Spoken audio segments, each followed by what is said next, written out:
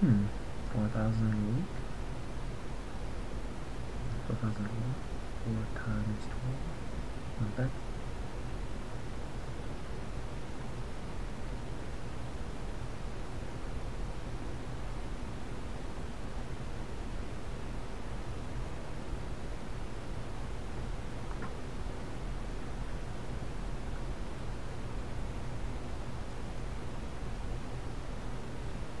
$5 or more for 2 weeks.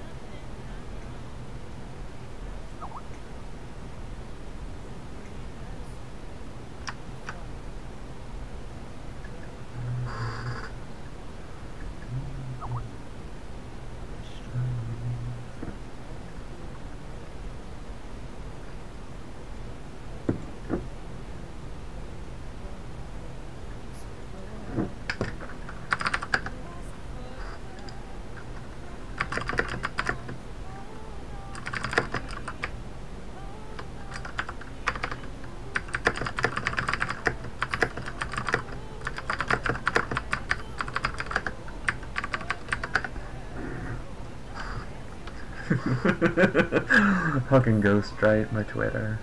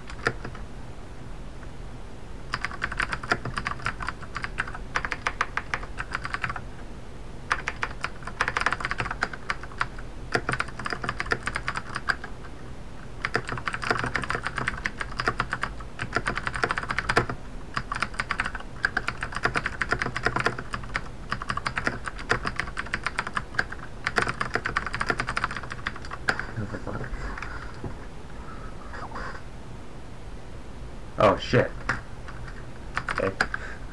Like,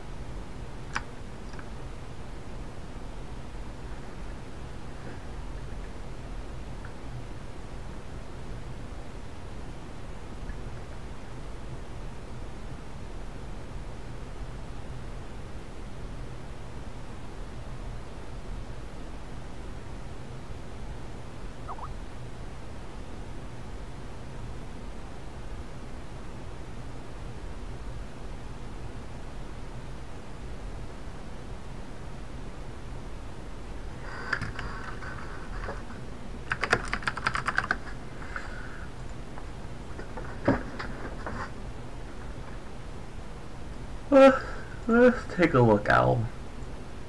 Let's take a look. Oh, it's a My Little Pony thing, right?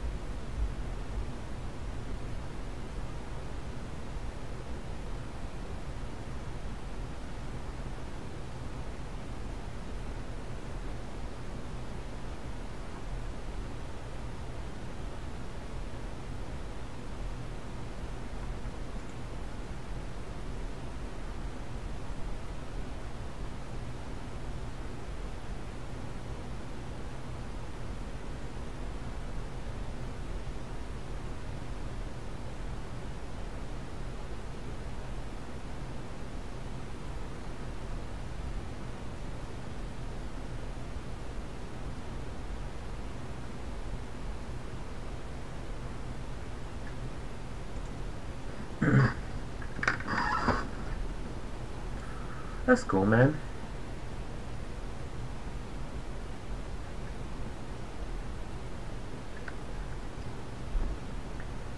Keep working at it.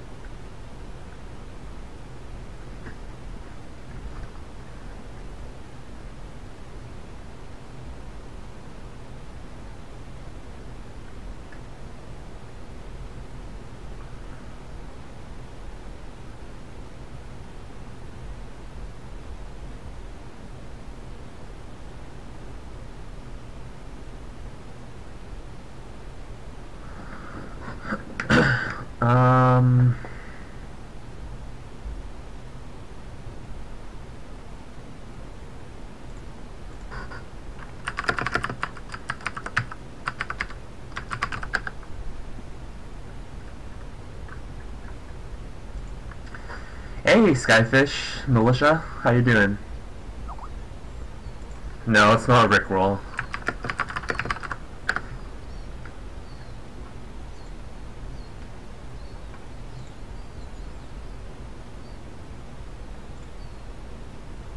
No, it's not. It's a different, dude.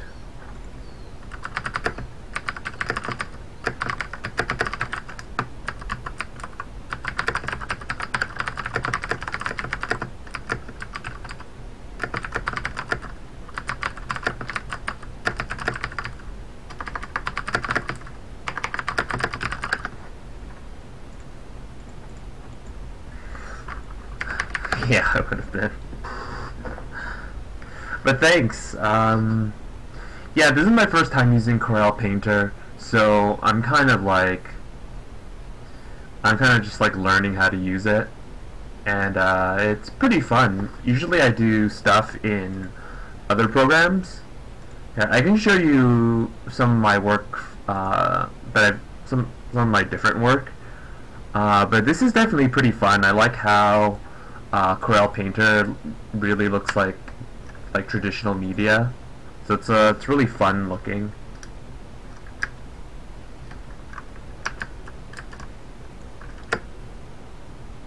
So it's really fun looking.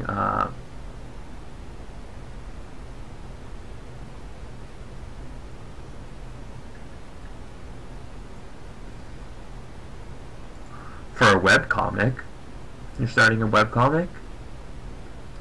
What's your webcomic going to be about?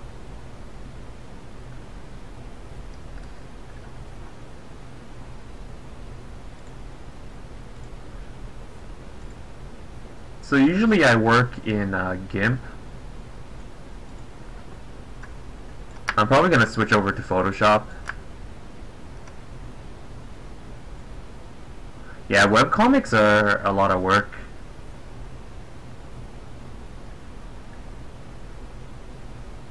Oh, that's cool.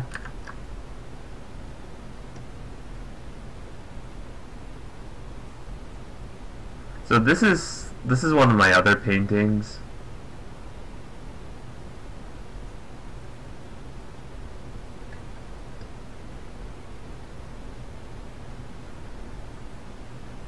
This is one of my other paintings. Hey, hey, Mayton, what's up?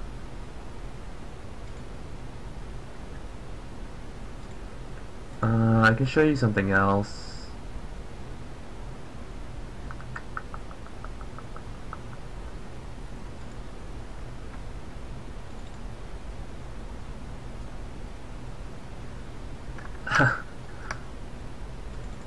That's cool.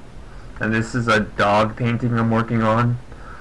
I'm pretty bad. I have a lot of paintings going at the same time, and I would get bored of doing one, and then I start a new one. So yeah, I like doing really realistic stuff, and I also like doing more painterly, exaggerated stuff.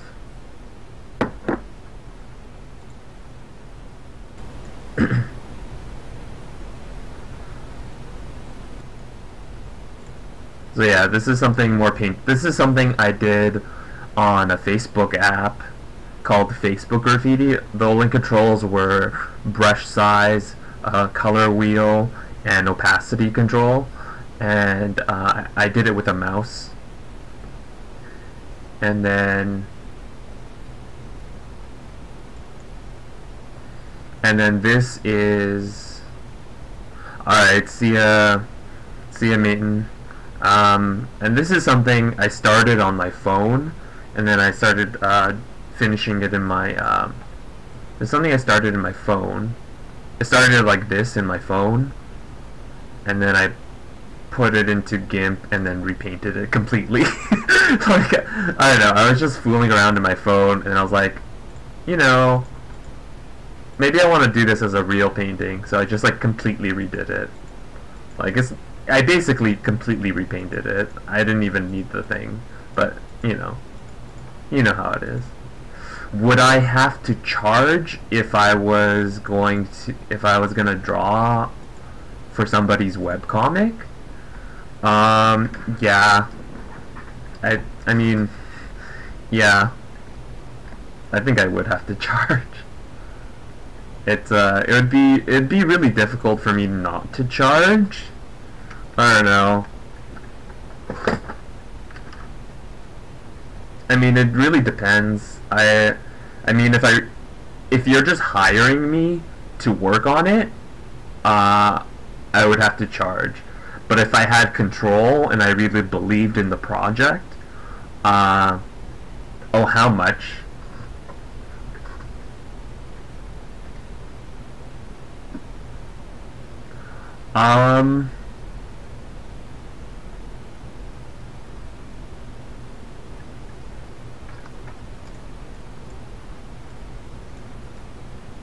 How much would I charge? It depends. It depends. I'm not sure. It depends on how much. Depends at what level of detail you want, right? I mean, if I'm doing little doodles, it would cost less, but like we would have to talk about it, right? We'd have to talk about it further. Like, I can't just say, I wouldn't just say a flat rate for whatever you want, you know? If you wanted something that was like really realistic, then that would cost more. If you wanted something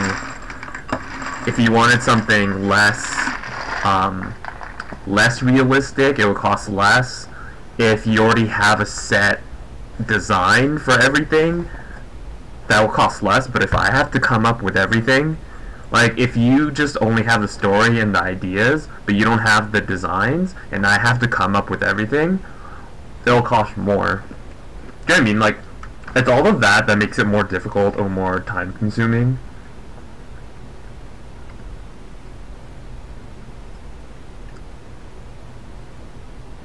So, I mean, we'd have to talk about it.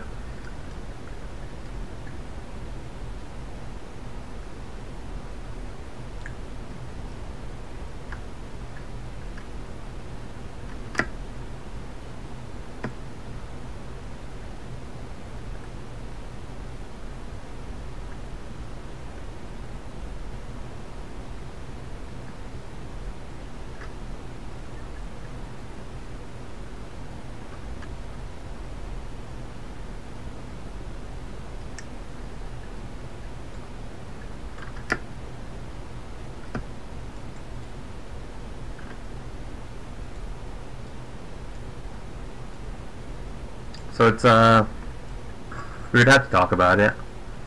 I'm sorry that's, like, not...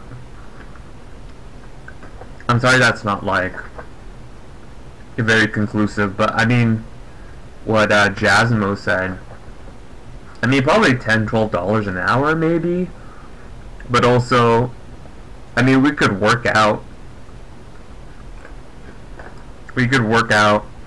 how you would want it, like, I don't know, maybe you would pay me per page.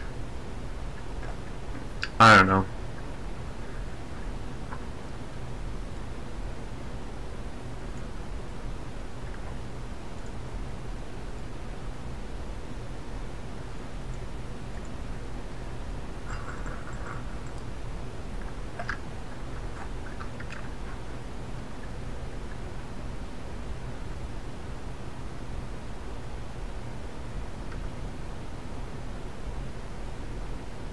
Yeah.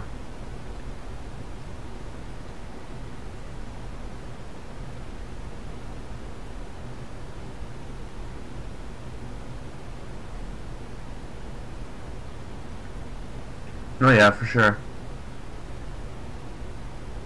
I didn't take it that way. I didn't take it that way that you're trying to, like, you know.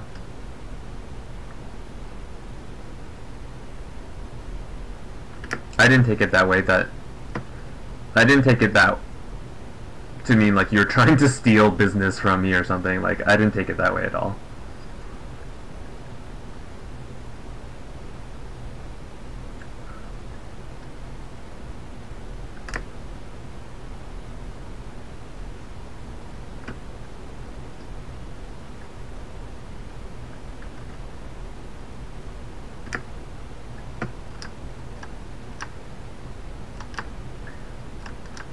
I mean, and also to just be perfectly, like, honest, I've, I mean, I don't really have experience with doing comics, so I don't really, I mean, it would be a learning experience for me, but I don't know.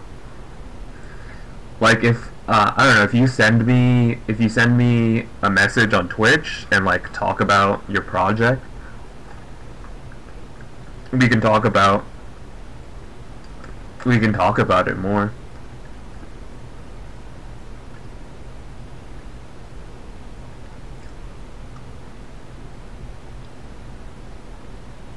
You know. But, like, comic books are a lot of work, especially like, comic books can be a lot of work because, like, what, one page is like 3 scenes or something, or 4 or 5 scenes depending. It can be, like, kind of crazy. And then if you want, like, this level of realism in all of them, like, I don't know, that'd be like, I'd have to work a lot faster than I work right now.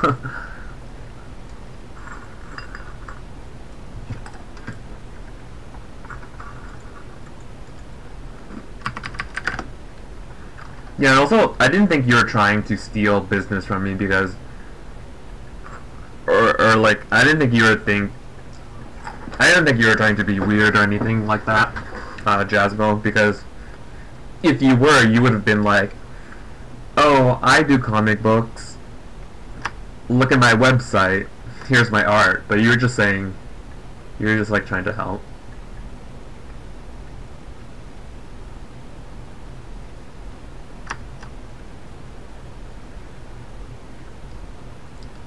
But, definitely Skyfish. It'd probably be helpful if you showed me some examples of what kind of art you would want for your comic book.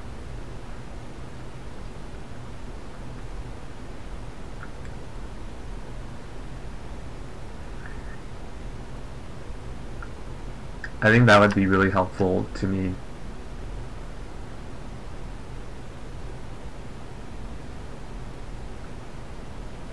Seeing what kind of style, what kind of level of finish.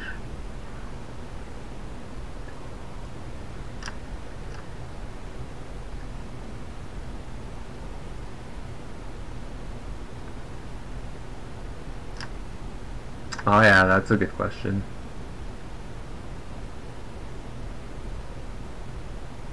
Yeah, Jasmine has way more experience than I do.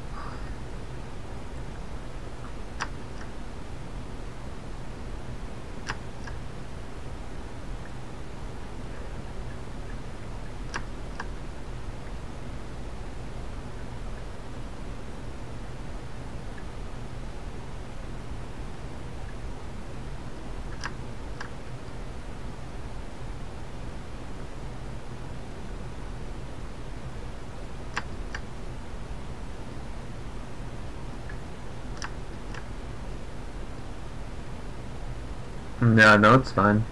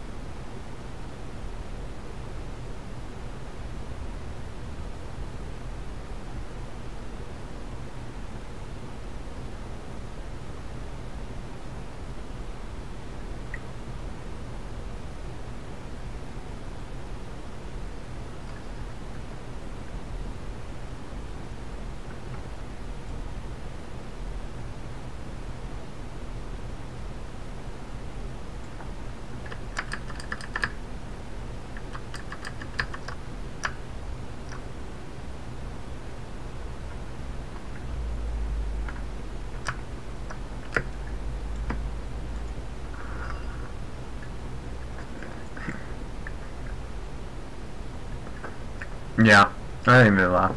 That's fine. It's cool.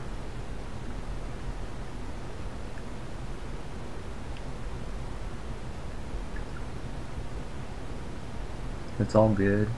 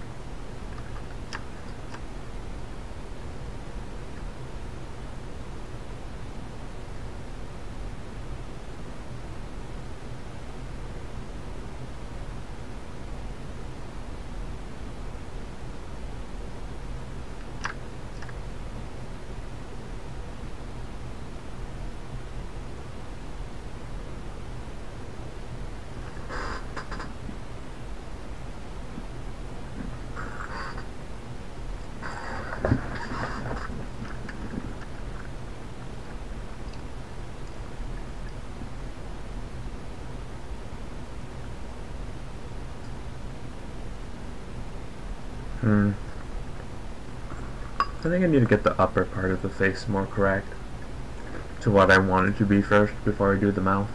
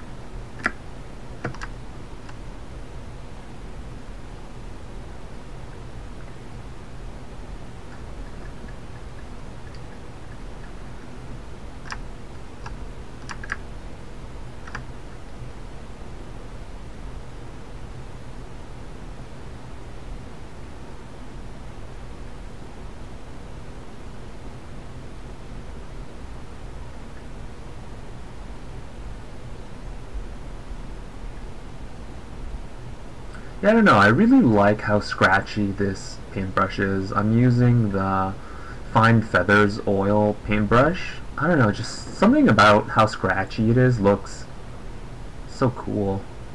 It looks so cool to me. You know what it kind of reminds me of is like, if you've ever used one of those programs that like, oh, turn your picture into a pencil sketch. That's what it kind of reminds me of. But, like, not ugly.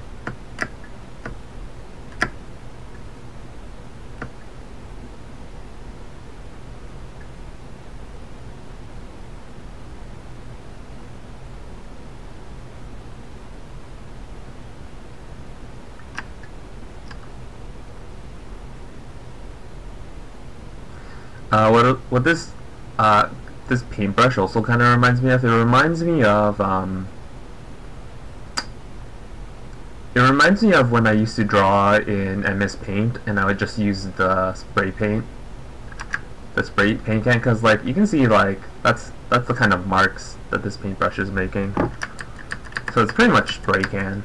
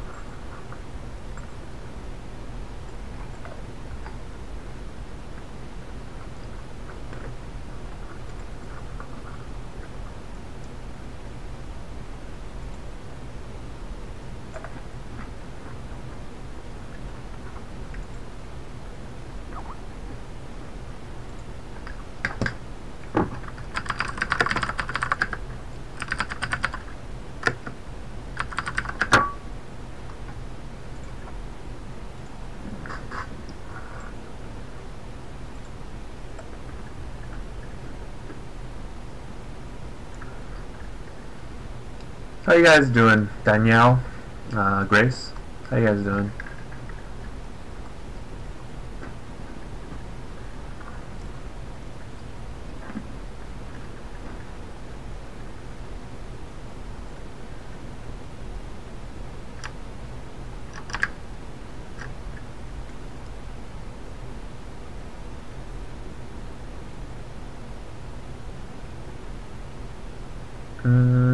I'm alright. I wish I had some sushi. but that's nothing different or unusual. I always want sushi.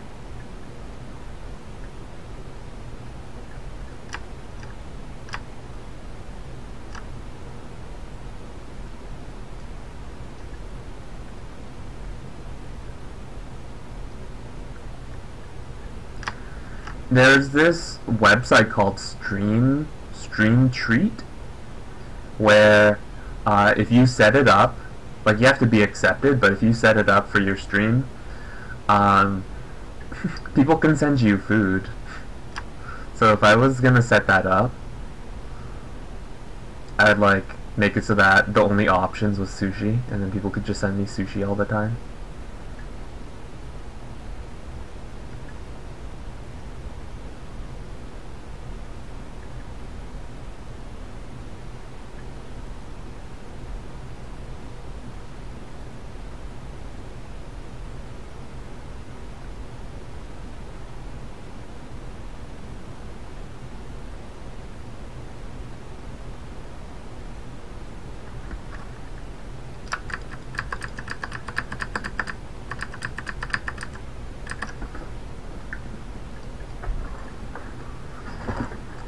Yeah, it was kind of weird.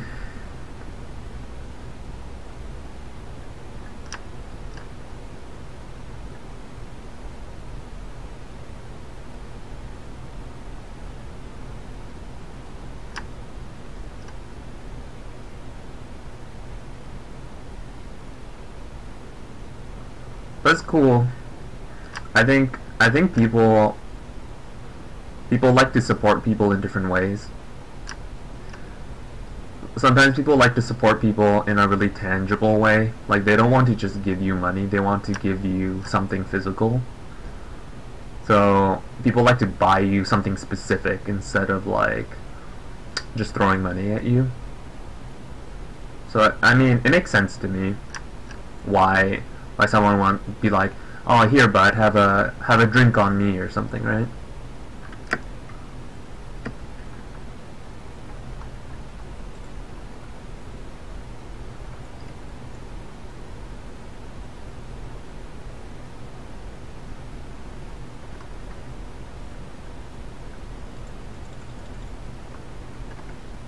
Oops.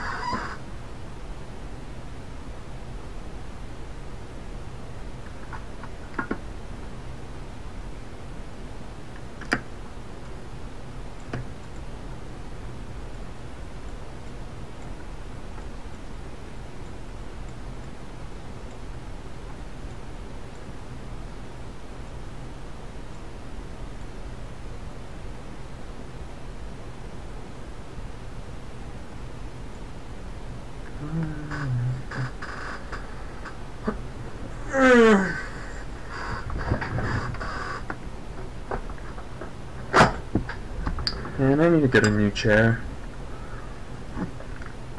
This chair's like breaking.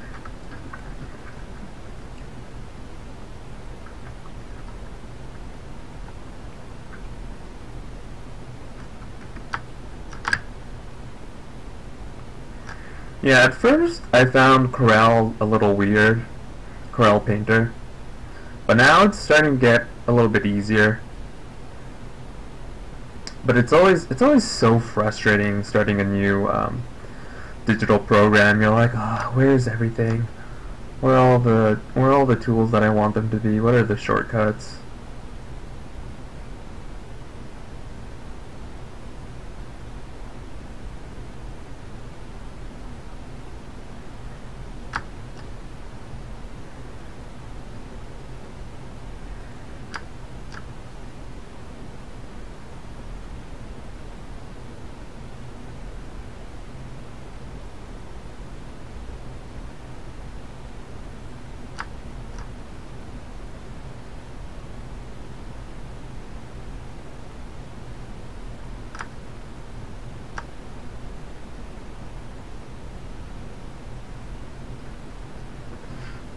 Alright, see ya, Grace.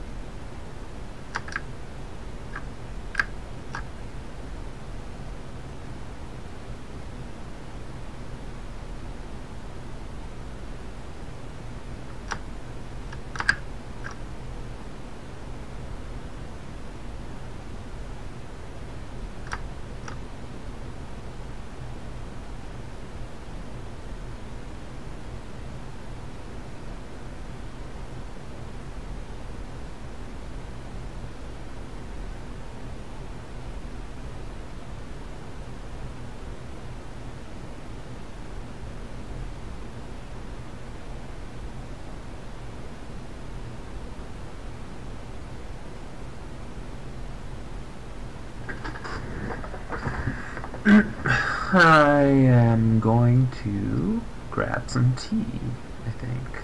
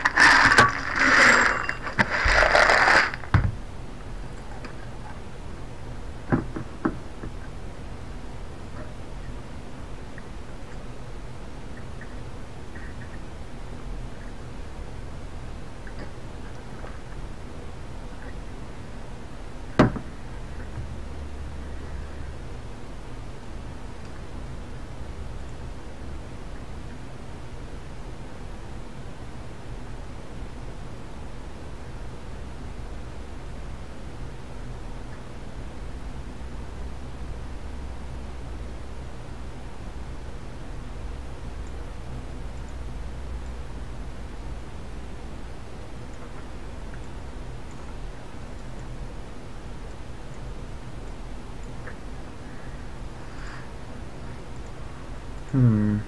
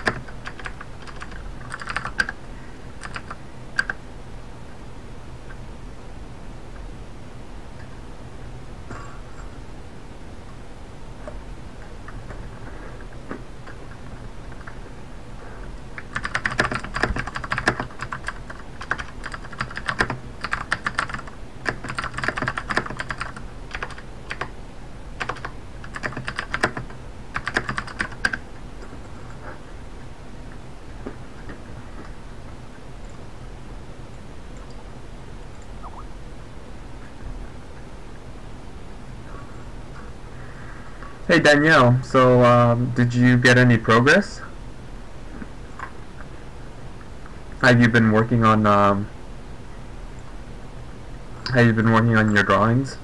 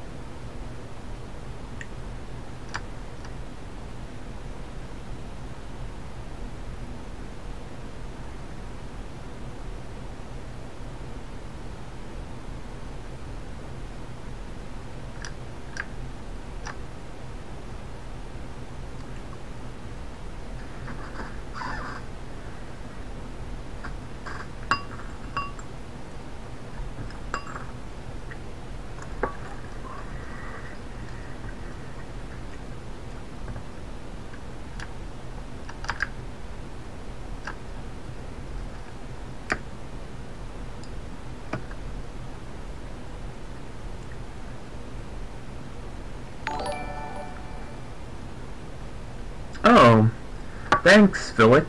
Thanks for the follow. Welcome to the slumber party. I hope you like what you see.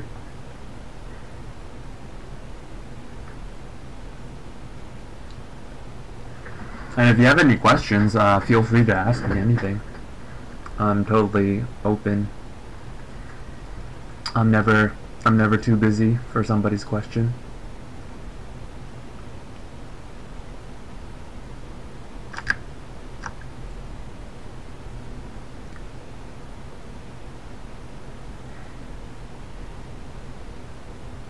Oh, thanks. Thanks, I really appreciate the compliment. So this is me. This is like my first time using this program. Well, this is my second day using it, but I'm just starting out using. I'm just starting to learn Corel Painter. I usually work in GIMP. So this is something. This is my other painting that I'm kind of working on in GIMP. I haven't touched it in a while, but this is my other painting. Here's another one that I'm also working on. I just have a bunch of paintings that I work on and off.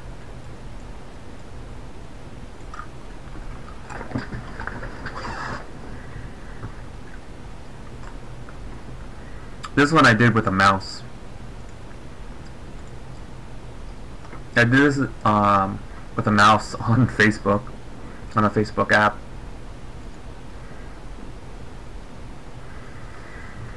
Which is which program? Well, this guy with the red hair, this is a Corel Painter X3.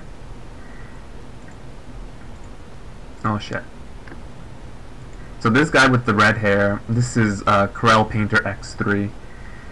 And then this program is GIMP. GIMP is a free program.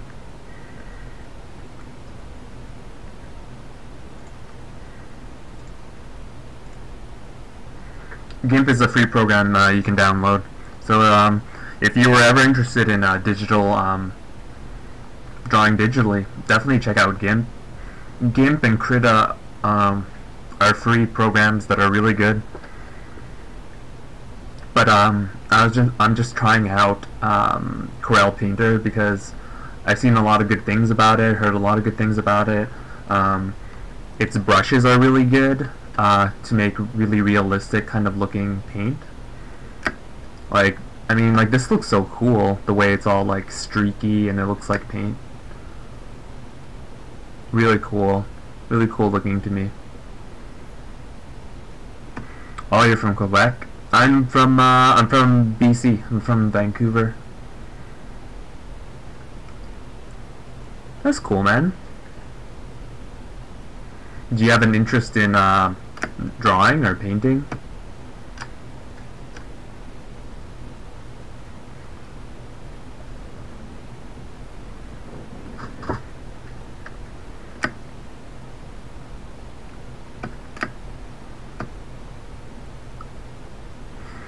Oh, I'm working on it. I'm gonna put a mouth. I will put a mouth. Don't worry about it. He'll have a mouth.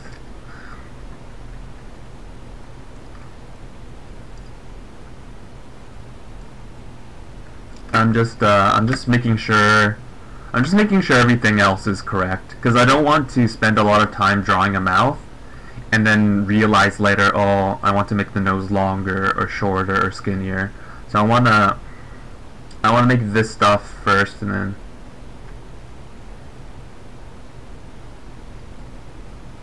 Oh, nice. That's cool, man. What kind of stuff do you like to paint or draw?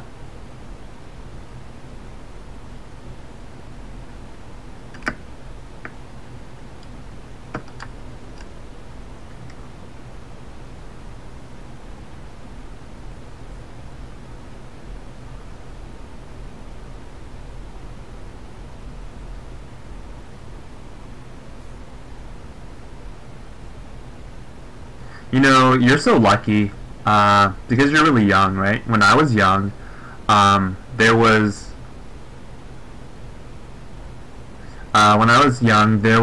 a lot of resources to look at to learn how to draw.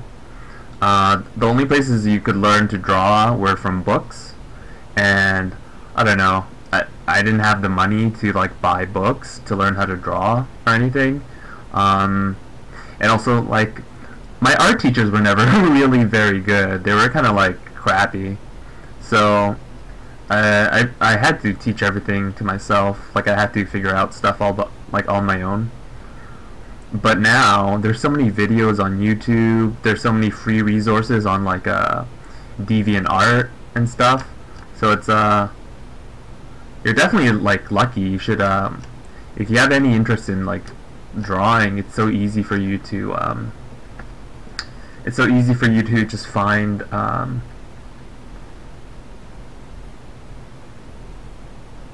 it's really easy to find just like stuff to look at, to learn from.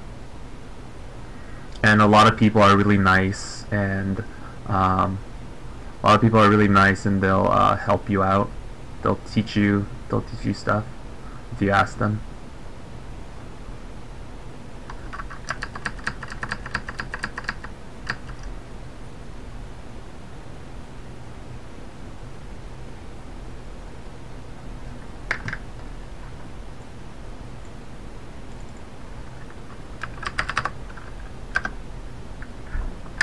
Do you have any of your stuff that I could see?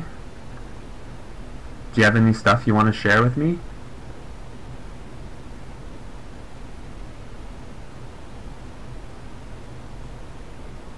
Yeah, really, like I don't want to talk about talent, but like I was never taught by anybody how to draw or how to paint.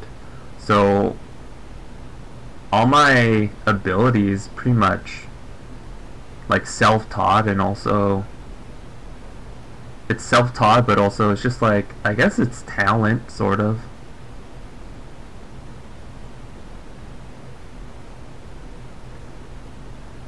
Even though I don't really believe in talent that much. I think most of the time it's just hard work.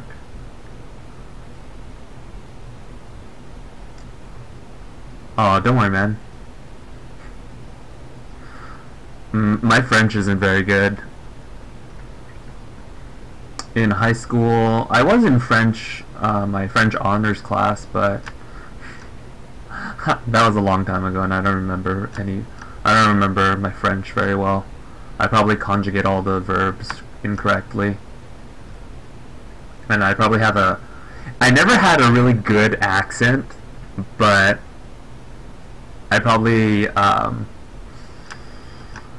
but my accent probably sounds horrendous now, probably.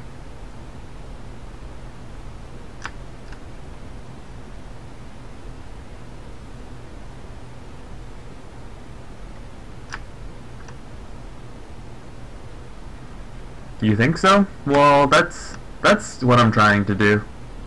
Trying to make this into something where I can make money. That's the plan. That's the goal.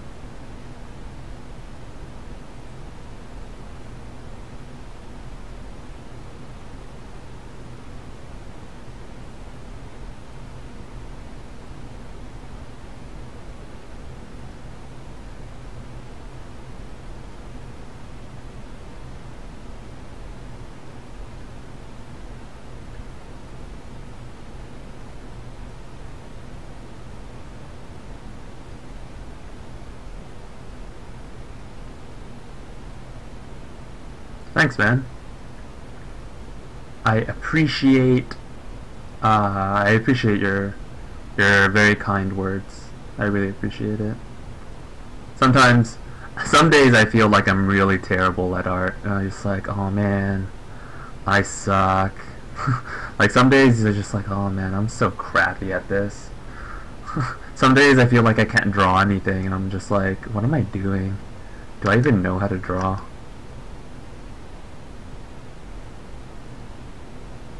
And I'm like, I'll try to draw something and it'll just be really bad.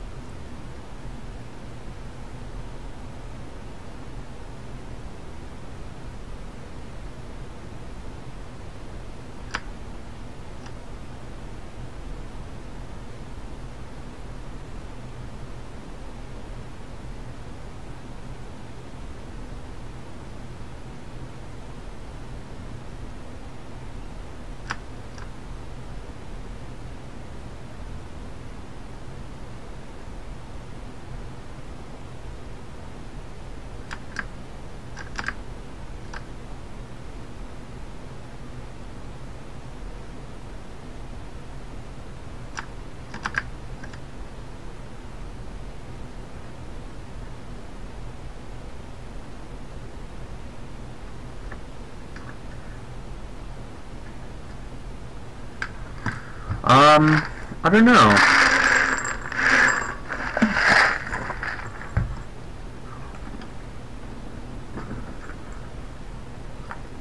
To be honest with you, I don't really know how to price artwork.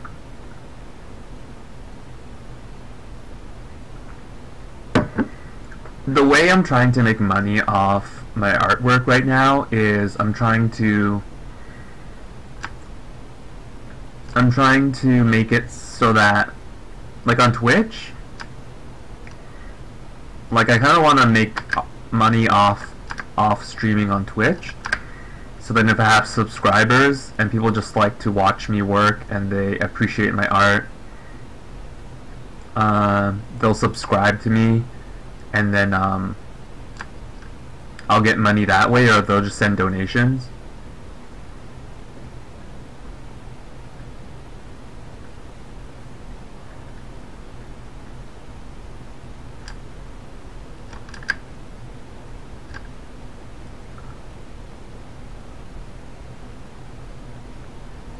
Also, people just make more money when they're popular, right? So I'm trying to get more people to see my artwork, and get more people to see my artwork, get more people interested in me, maybe as a person. So that's what I'm trying to do right now. But I definitely should do. I definitely want to. I should definitely start getting into commission work. So people will ask me to draw something, and then I'll draw it for them for money. Depending on what kind of artwork it is, I don't know. Oh, your mom's an artist. That's really cool.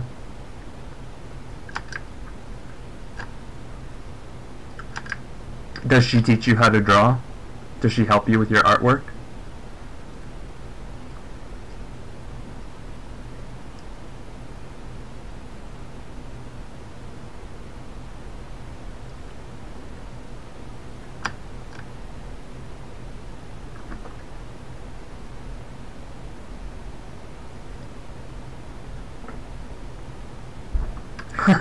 She doesn't help you? Why doesn't she help you?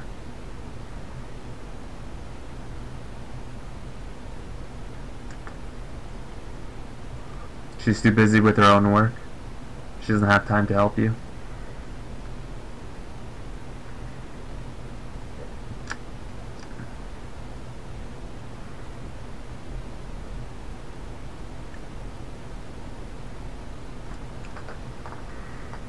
Oh, Desjardins? The bank? The financial group?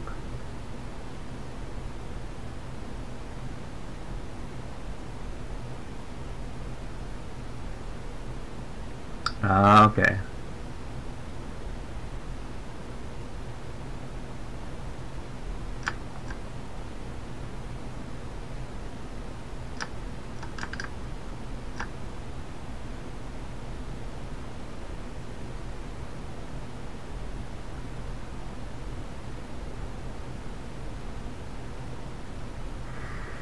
I'm from Vancouver, British Columbia.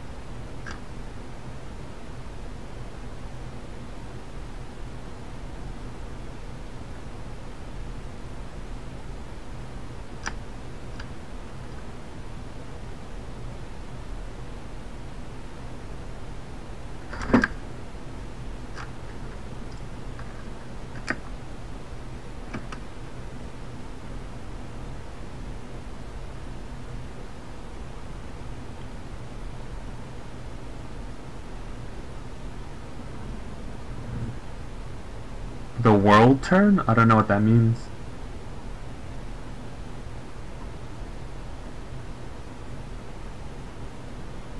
What does that mean?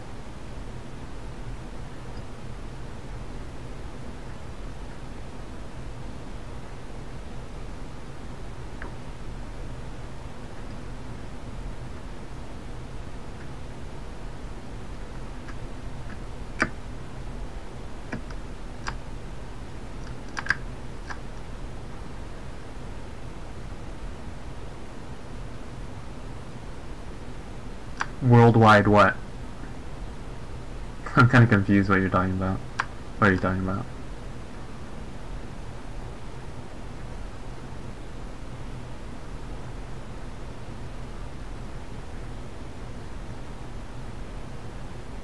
What you talking about?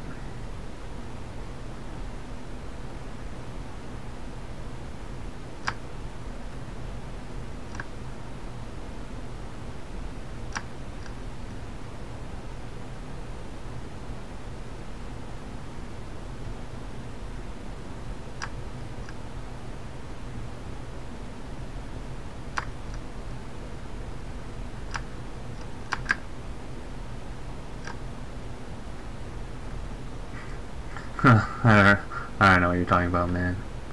It's alright.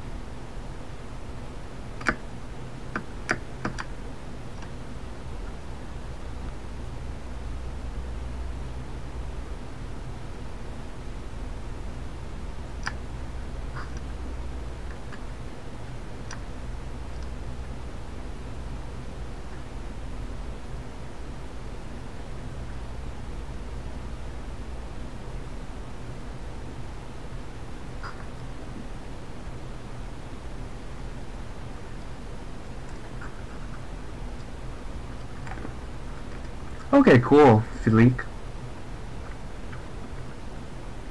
Yeah, it's nice to meet you.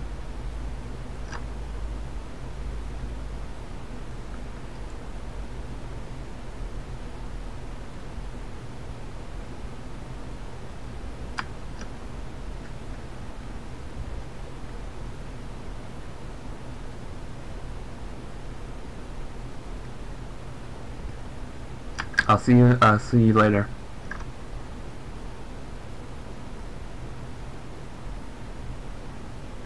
Hey, Owl.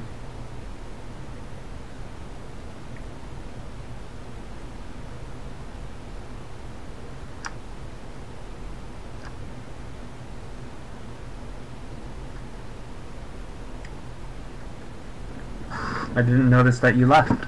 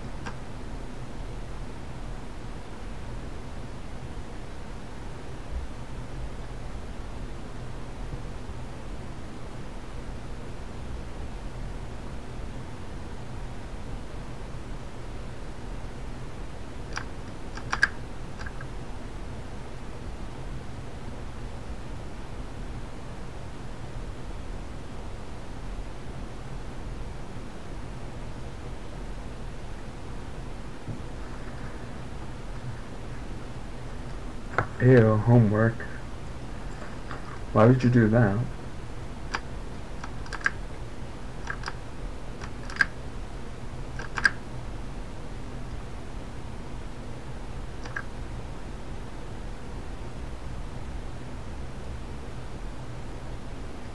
Hey, Ori 3D, what's up? What's up, dude? Or girl? Or not girl?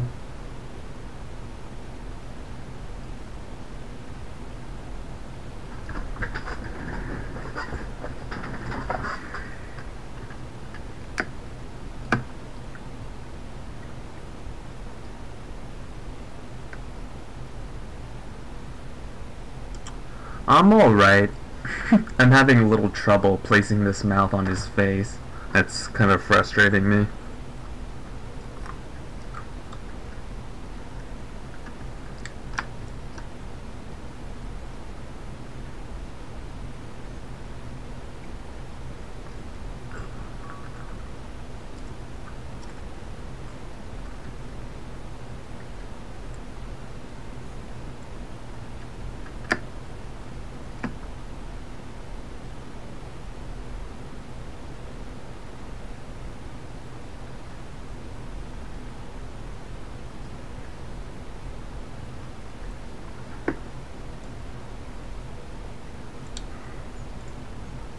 Are you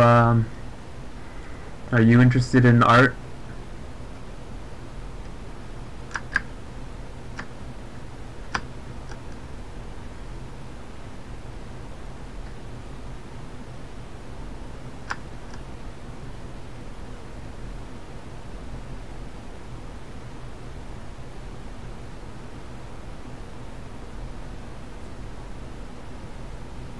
Yeah, it's definitely weird looking.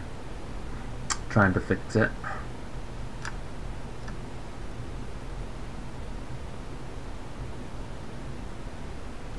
Trying my best.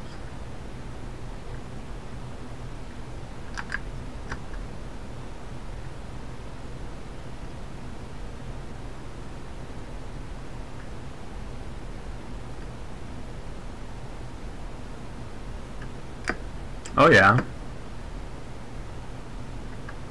Yeah, this is my first time using Corel Painter.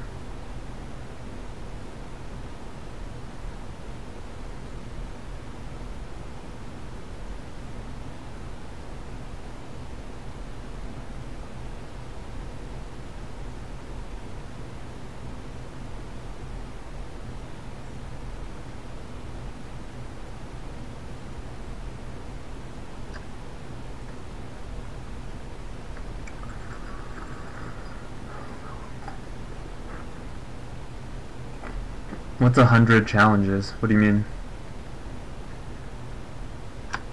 What you mean?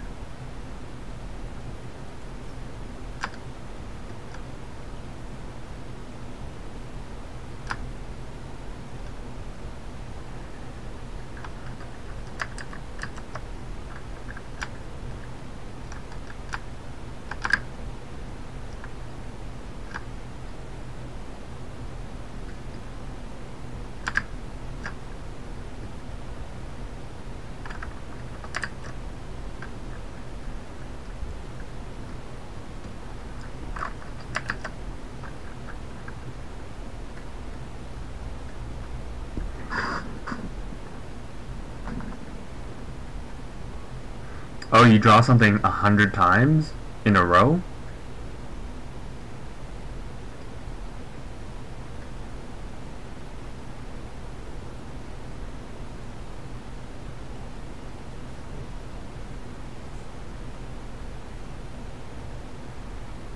Wow, that's pretty intense. I've never done something like that.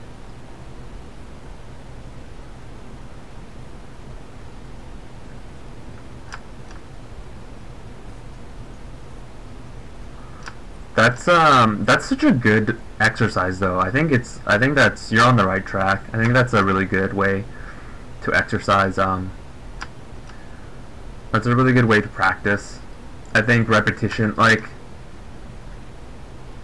sure you could draw something once and you could draw it good once, but being able to draw it over and over again, like, really gains you mastery over whatever you've drawn.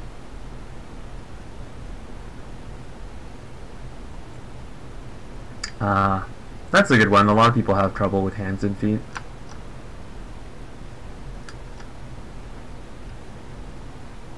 Definitely hands and feet are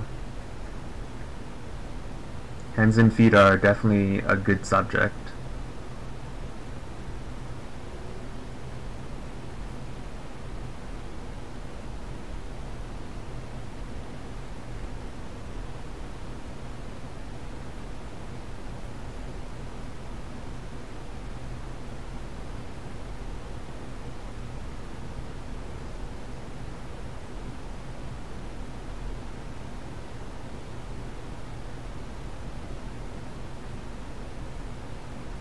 Because hands and feet are so expressive.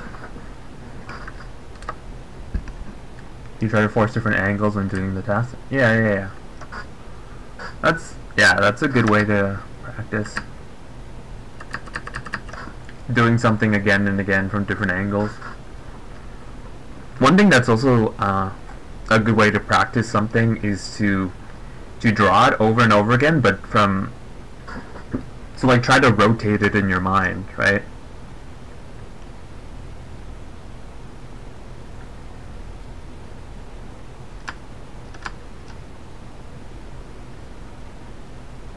when you are able to rotate something, you'll really understand how to draw it.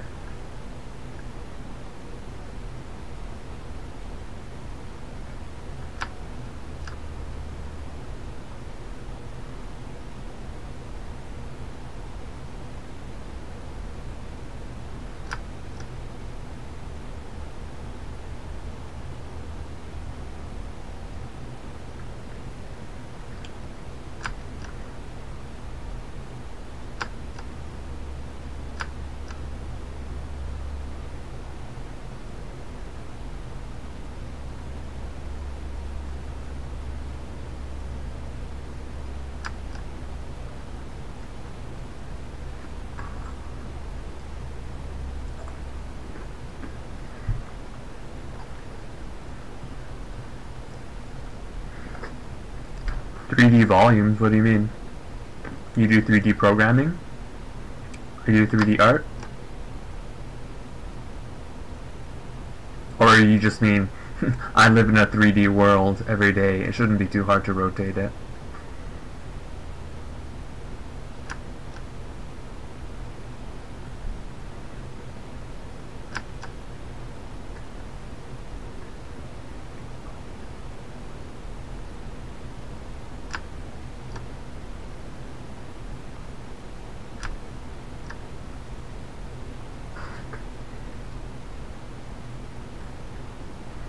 Oh, sick. Yeah.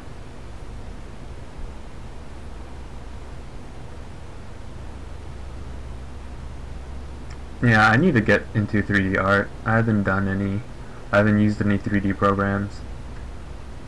I've done sculpting though. Sculpting to me seems so easy.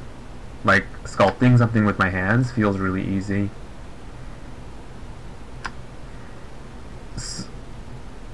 Like, sculpting with my hands feels so easy because, I don't know, you look at the 3D object and you can confirm that it's correct from many different angles.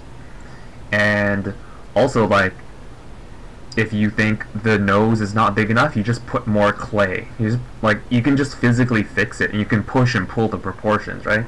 But sometimes when you're drawing is so much about perspective and shading. Like, you don't have to worry about shading when you're sculpting. You just have to create the shape, and the shading just naturally happens.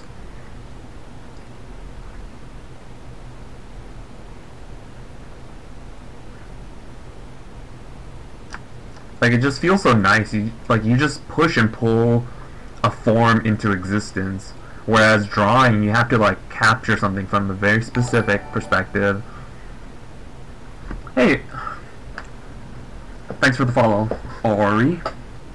Welcome to Slumber Party.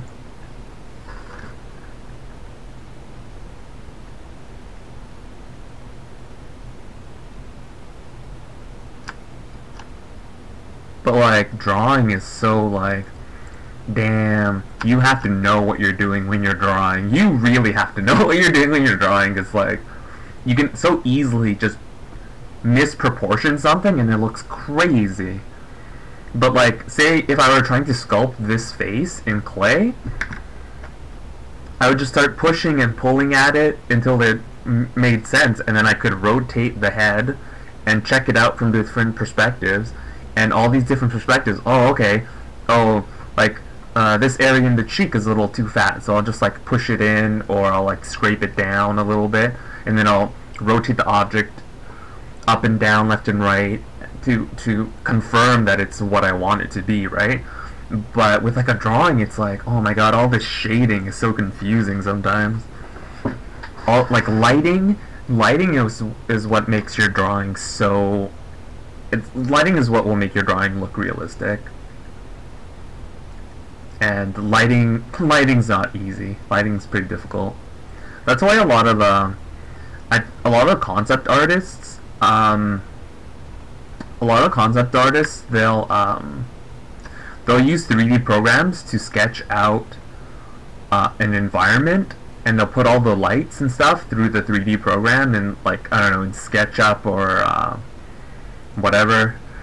They'll do it in 3D first, and then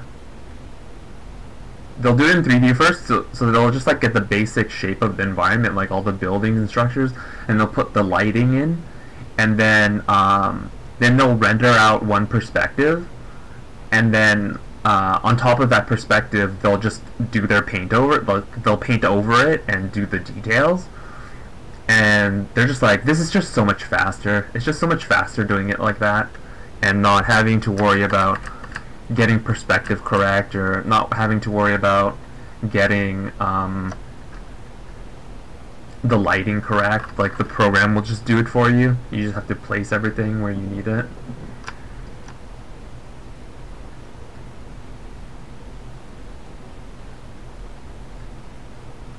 Yeah, it's easy to confuse yourself. It's super easy confusing you. It's super easy to confuse yourself.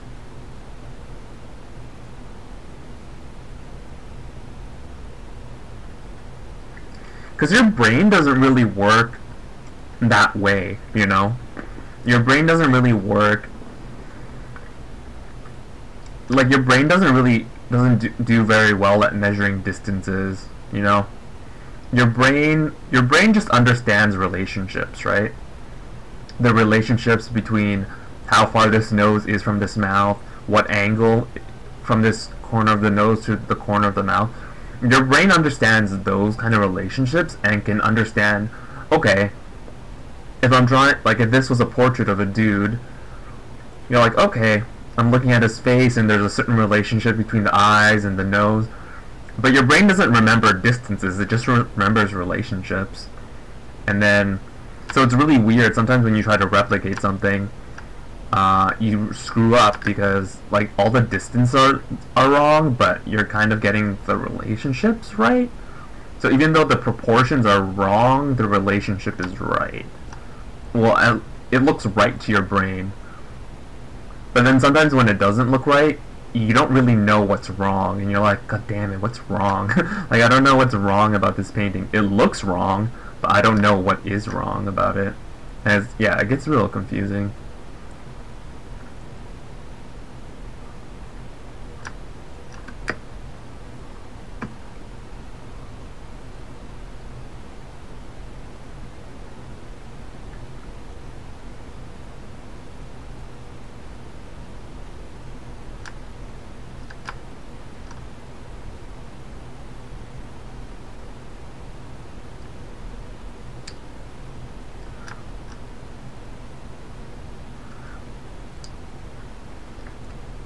Yeah. For me, sculpting and, like, doing 3D work is so much more relaxing, because when you're sculpting, you can just, like, do something and it'll make sense.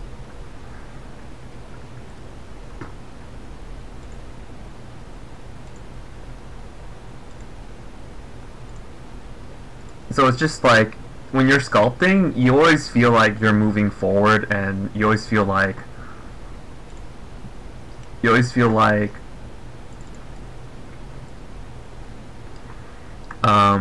that you're progressing. But sometimes with 2D painting or drawing, it doesn't feel like you're progressing at all. It feels like you're stuck, and like you can't.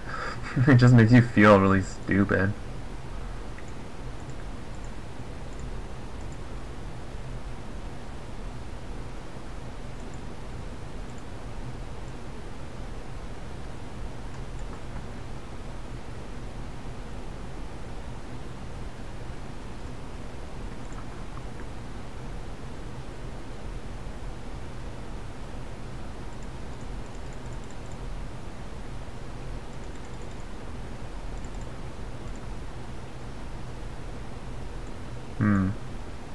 I'm trying to show some pictures.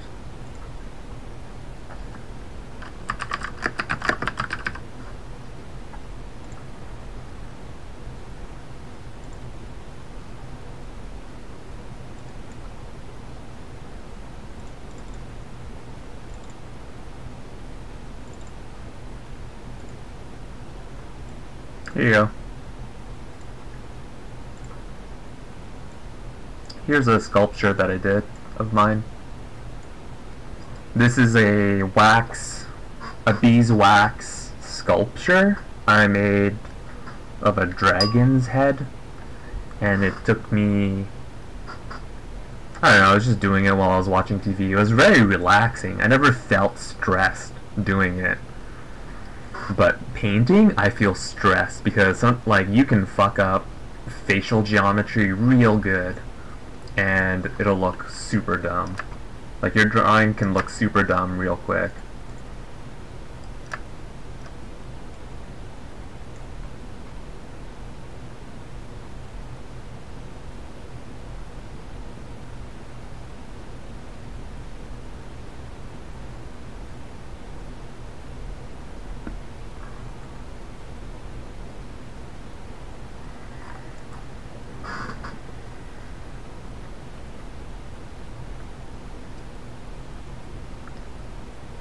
Yeah, I totally understand.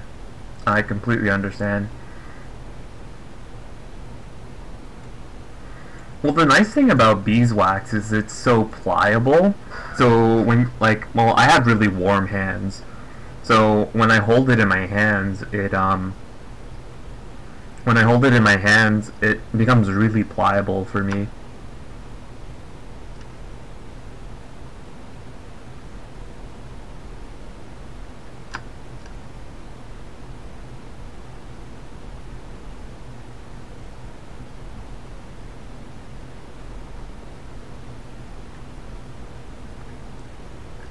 Yeah, it can get very putty like.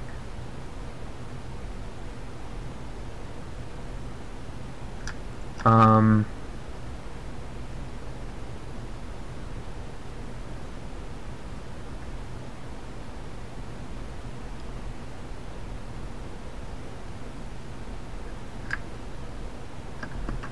oh, that's not what I wanted.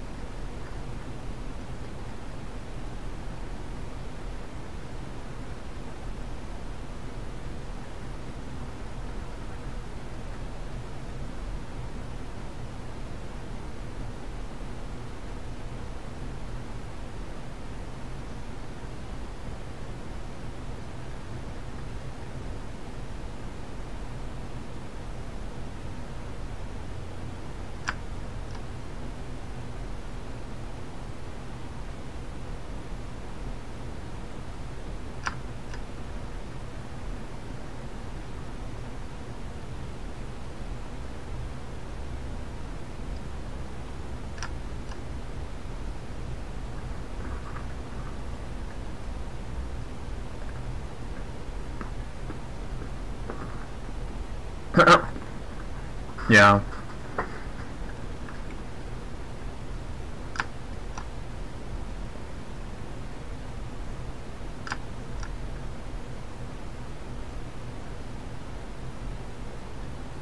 Yeah, definitely there's like pressure to be entertaining on Twitch. Because it feels like if you're not entertaining enough, people are just gonna leave the stream. And every time someone comes in, they're like, hello. Like, you want to be really entertaining and you want to retain them as a viewer. It's definitely a little bit stressful, but I think the best approach to Twitch is you have to just not care too much. Because if you care too much, you'll get too stressed out over it. I think the best way to approach like streaming is don't expect too much. Just like do it and keep it fun for yourself. And if you keep it fun for yourself, other people will pick up that you're having fun. Like they'll sense that you're having fun, and people will want to hang out in your chat and hang out with you. Because most of the times, popular streamers, people will at the beginning join you because they think you're maybe skilled at whatever you're doing, like whether it's like a video game or something. People will join you because they think you're skilled. Like that's what draws them in. But what keeps people in your stream is your personality, right? So, and I think your best self comes out when your most interesting and best self comes out when you're not stressed and you're just like having fun.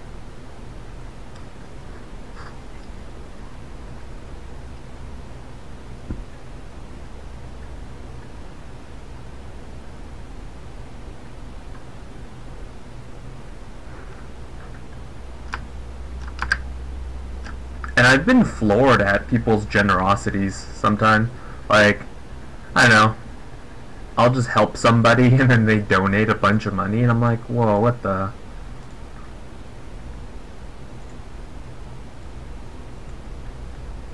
And sometimes I'm kind of like really floored that, I don't know, people seem to like my stream. Like sometimes I'm like, what? You guys like me? What the hell?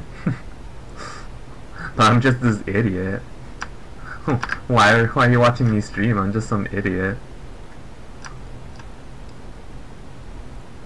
Like there are some people who come to my stream like pretty much every time I turn my stream on, and they stay for hours. And I'm just like, really? Like you're choosing to spend your time with me, but I'm just some idiot.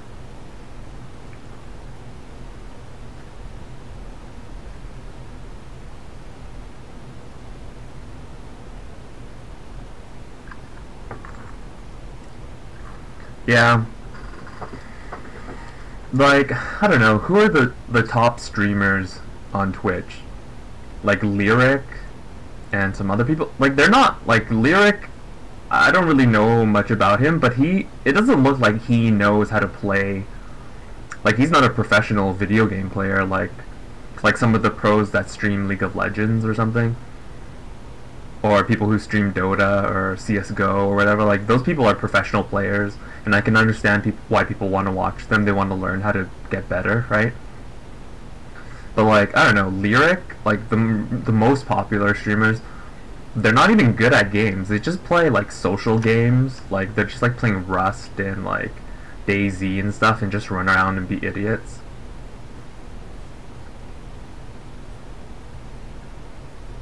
So like, it's really not that much about skill. It's just about being because at the end of the day, people who are successful on Twitch are people who other people want to become friends with. Pretty much. They want to be your friend, right? And they want to hang out with you. Which is kind of a weird promise, right? It's kind of like a weird model. Like people sincerely want to be your friend, right? Like the streamers that people like, they sincerely want to be their friends, right? But like, to be honest, you know, not everybody's going to be a kind of person that you want to be friends with, right? Like, and it's fine that not everybody wants to be friends with everybody, right? But like, it's a weird kind of like promise, like, oh yeah, I hang out in your stream a lot, so I want to be your friend, right?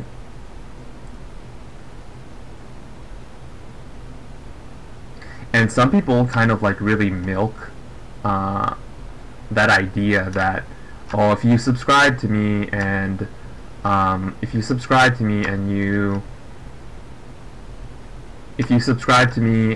you hang out in my chat, we'll be friends, and if you like donate, like I think that's like really mercenary. That's like a really mercenary way to like run your chat. Like especially like some of the people who are like, oh, if you become a subscriber, I'll add you to my Snapchat or something, right? So you can send me Snapchats. And I'm like, well, they're not going to respond to you. They have too many subscribers. What, they're going to respond to everybody? Like, I think I read this article where people only have like people can only have 10 friends or something. People can only have 10 meaningful friendships. Like 10 kind of like relationships with other people.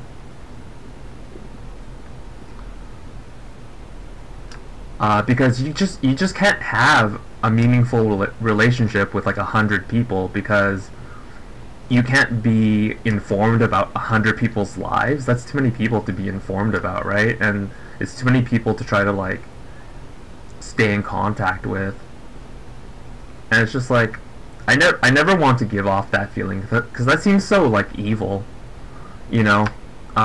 Especially because a lot of these subscribers and a lot of the people who are donating money, they're like kids, right? Like they're pretty well, like they're pretty young, right? They're like 13, 14, and like that seems really awful to like take money from children, from like young teenage people. Hey, that seems like really evil.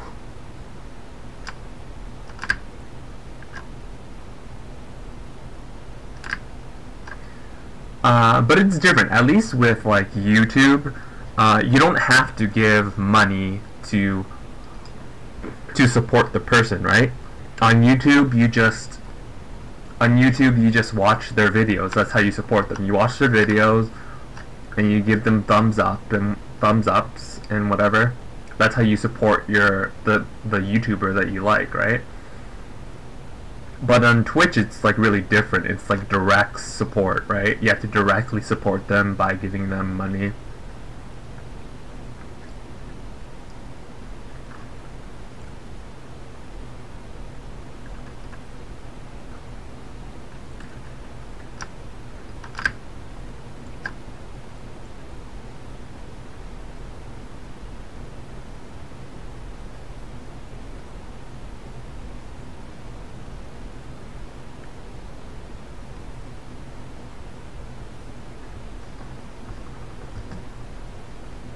Yeah, the first time somebody donated money to me, I felt really weird. I was like, what?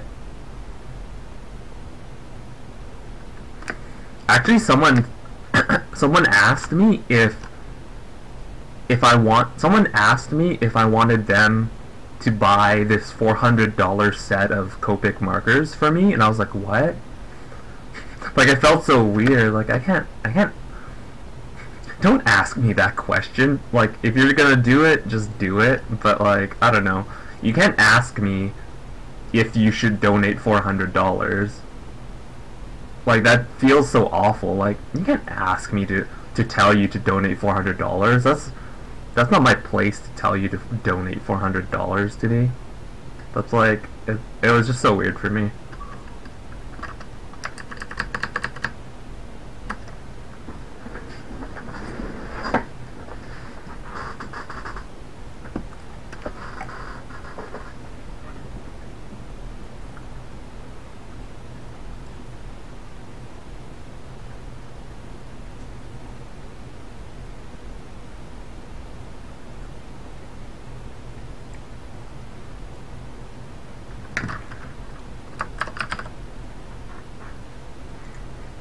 But I kind of gave them that speech. I was like, I don't know, you can't ask me to do that, like blah blah blah blah. And then in retrospect, I should have just said yes. I should have just said, yeah, you know what, do it. Do it. It would be super cool if you did that. I should have just said yes.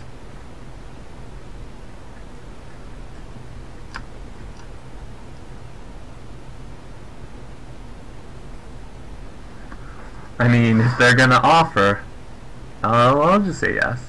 I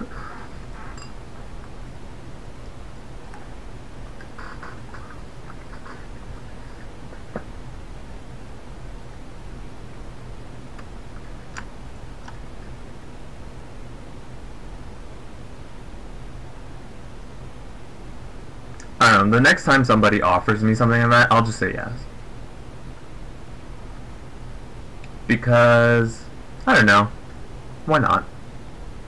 I'm not their parent or something. I'm not their financial advisor. If they want to give me $400, you know, that's like, that's their prerogative. That's a super nice thing that they're doing for me, and you know, that's like cool.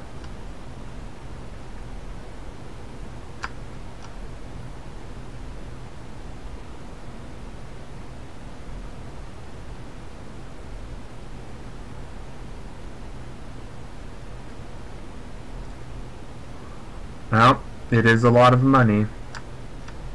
$400 is, well, it would have been like $450. But yeah, it's a decent amount of money. It's not a trivial amount of money.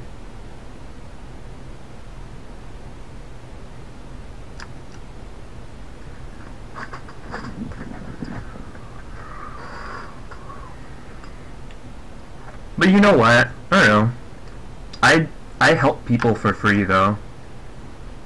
I give people critiques and I answer people's questions. So like, you know, as much as it feels kind of weird to take that kind of money, I give a lot of free help to a lot of people. So I don't know. I'm not saying that I deserve people to give me free money constantly or something, or like large amounts of money, but you know, I give people free stuff too. I give people like a lot of attention. I give people really long critiques and paintovers, and I feel like I'm being very helpful to other people for free. So I mean, I don't know. Also, if someone can afford it, they can afford it, right? Like, who am I to say, hey, you can't use your money like that?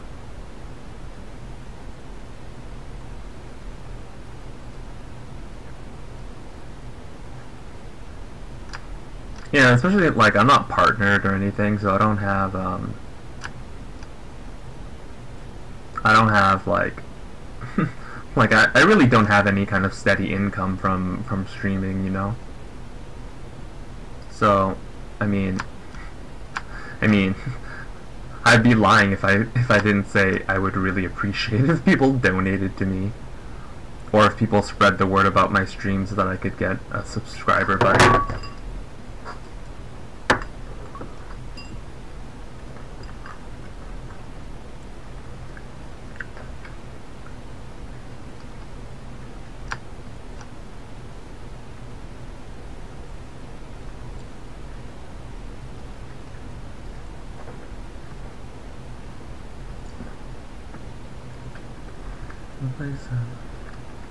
No.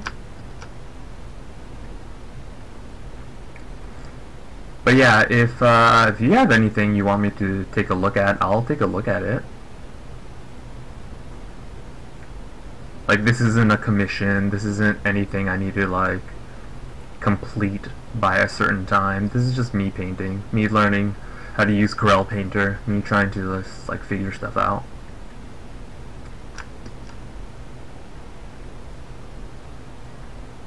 Also, a lot of stuff about Twitch feels like politics a little bit, or like networking, which kind of disappoints me sometimes. Like, I wish everyone just got judged based on how good they were or how entertaining they are. But a lot of times, like with YouTube and stuff, it's like who you know, right? So, I don't know, who's really popular on YouTube? PewDiePie, right? So if you're PewDiePie and you're a friend of PewDiePie's, and then he like gives a shout out to your YouTube channel a lot, you're gonna get a lot of subscribers that way, right? And you're gonna get a lot of people seeing your videos, and like, you know, that person's videos might not be as good as your videos or something, but it doesn't matter because they have a bigger platform to show off their videos. So it's like it's a little disappointing, but I mean, that's what life is like.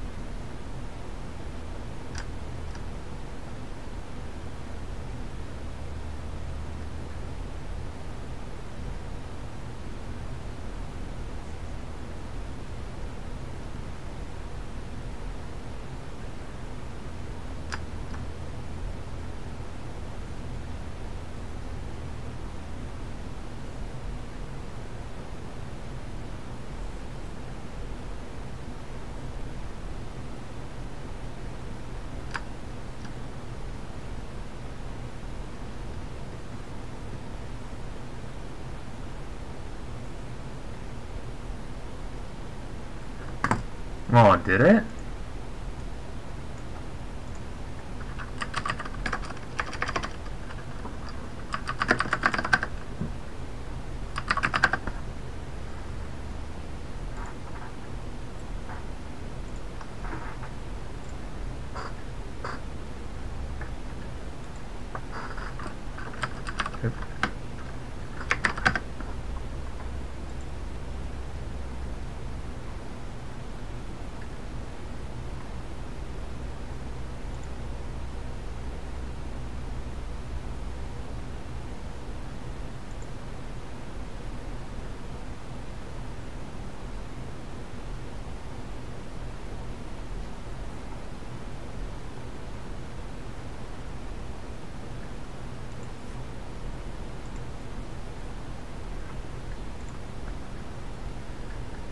Yeah, sure.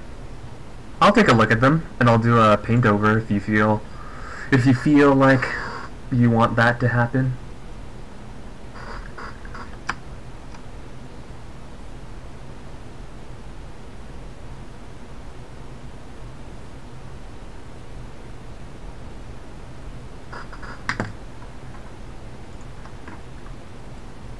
Oh, cool. You're on conceptart.org.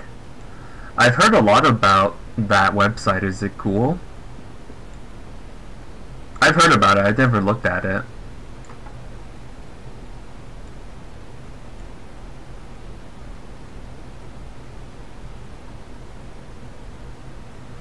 You want to be a concept artist?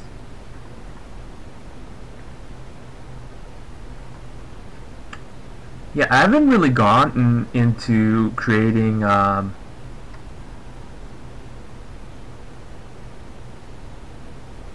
I've never really gotten into doing environments. I need to start doing some environments.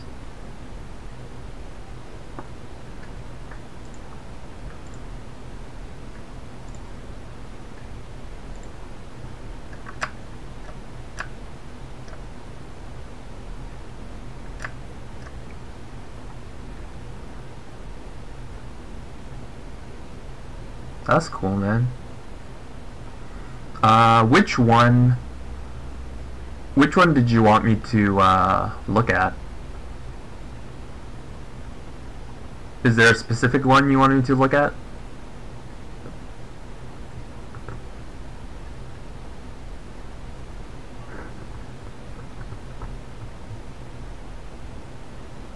Because there's quite a few.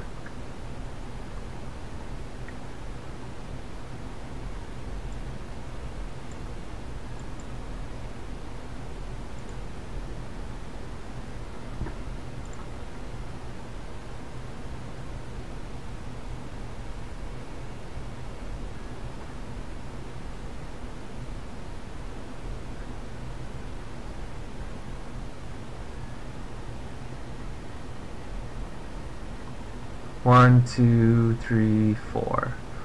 Yeah, that's like 4 pages. Here, let me see what I can do.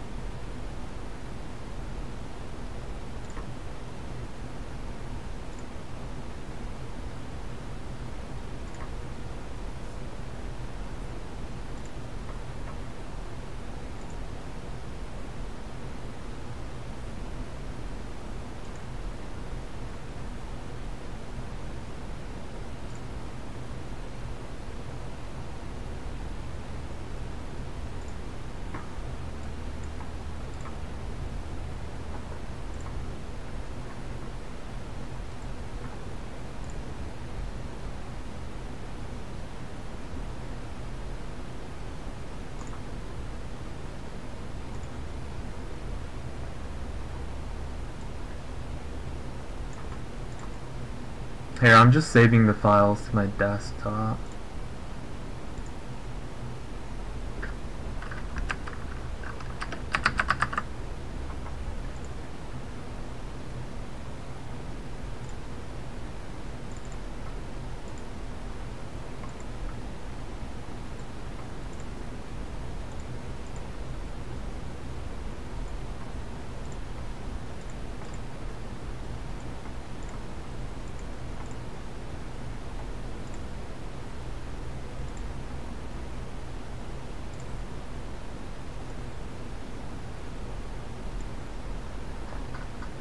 Oh, thanks.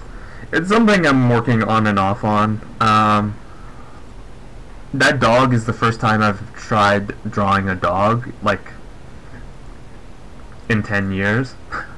That's like my first attempt at drawing a dog in 10 years, so I'm pretty happy with it, but I'm still working on it. It's not so much just the painting. For me, it's more about, it's more of a study, and it's me learning how to understand animal anatomy and understand fur and how to create fur and make it look good. That's what that drawing is about.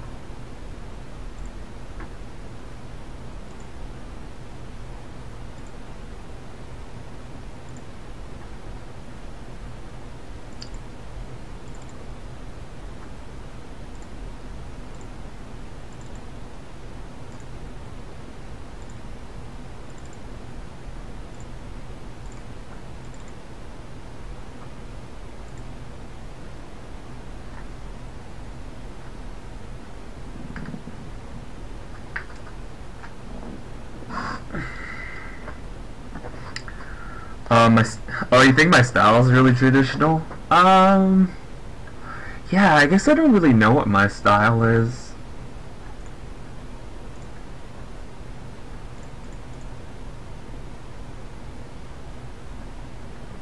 I mean, I guess the Corel Painter one, this looks very traditional, right? Well, that's because Corel Painter, like, Corel Painter excels at doing traditional art, right? Like, this is very traditional looking because this looks like I dry brush painted this on a canvas. And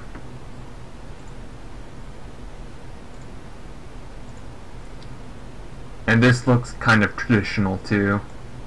This is something I did on a Facebook app with a mouse. The only controls are brush size, opacity control, and color wheel. There was only one layer. So, I mean, I guess I'm kind of traditional. I don't know. It's just, I've always felt like I never went to school for art. I never was classically trained or anything, so I sort of feel like I need to put in time doing realism so that I need to put in time doing realism so that I really understand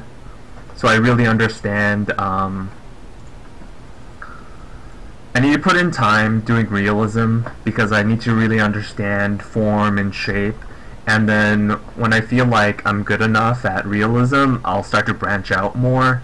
I'll try to do more stylized stuff, like maybe I'll branch out into more like that kind of semi-realistic anime style that's really popular.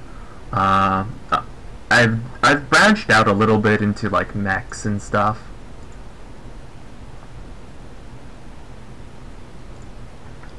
Where is it?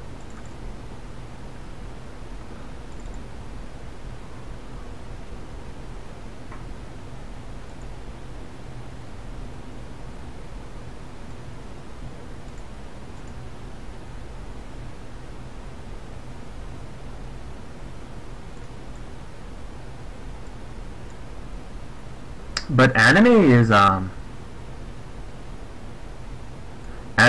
pretty difficult. I think anime can be really hard to do. Anime can be really hard to do well.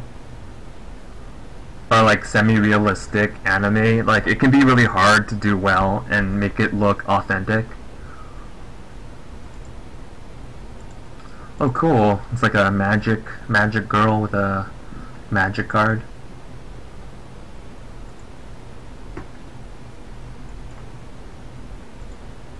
Like I was doing like some pen brush stuff like this.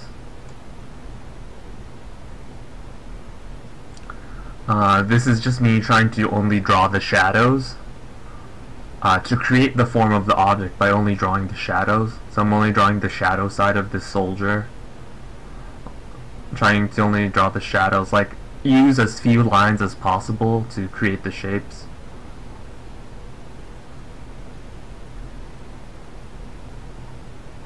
Trying to do a few mech stuff.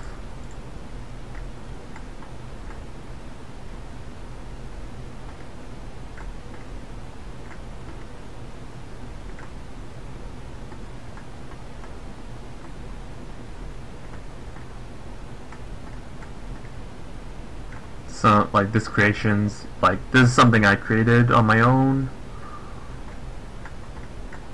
It's like some stuff.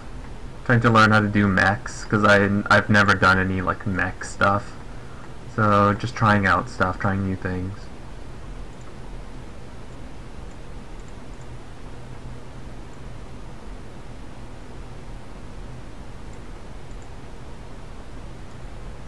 Trying out really cartoony stuff.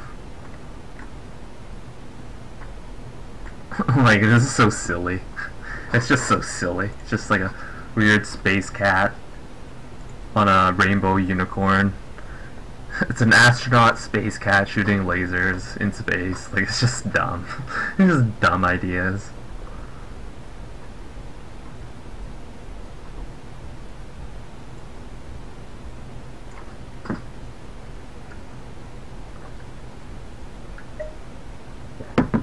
But yeah. I'll take a look at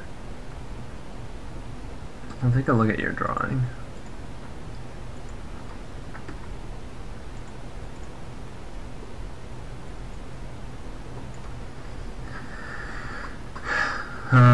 Let's see.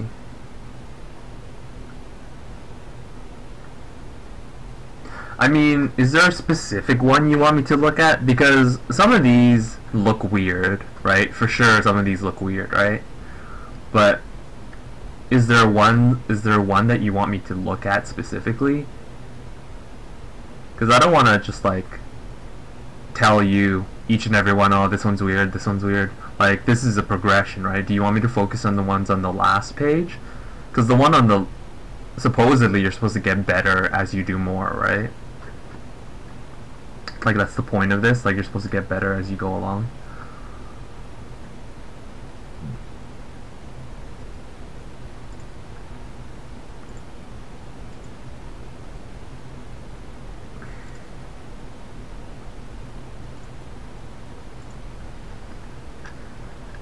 Because, like, I'm sure you know, like, some of the beginning hands are, like, really wonky looking.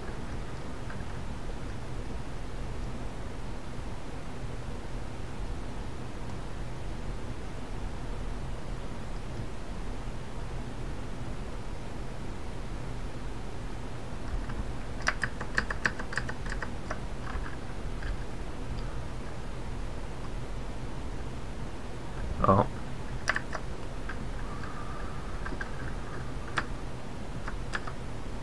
Alright.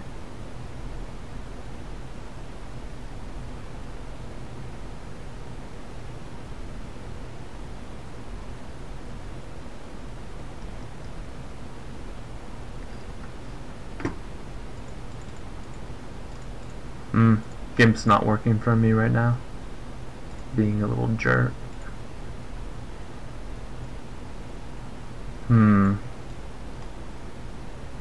Alright. Alright, let's take a look.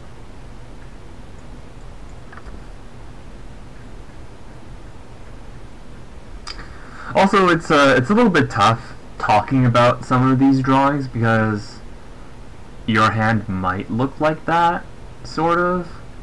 Like, every hand is different.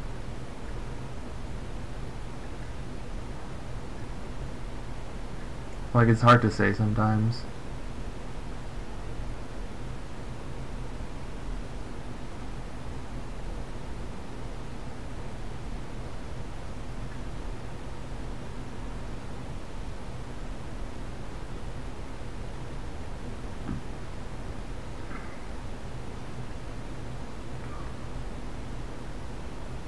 Like, this looks weird. Like, this hand's really broken. Like, this one's just, like, ridiculous. Like, you probably know that. Like, this one's, like, crazy.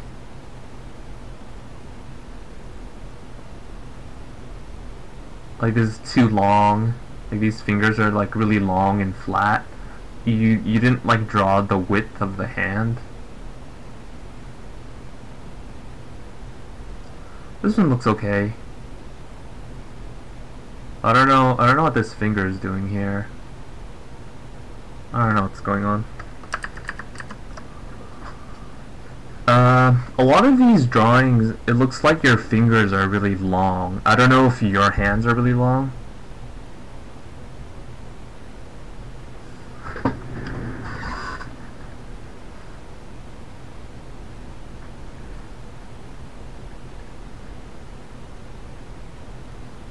I mean, I think they're good. I think, like, I can see that you're trying. And I like this approach. You're trying to draw, like, the simple shape. Like, the simple shape of the hand. Like, you're trying to,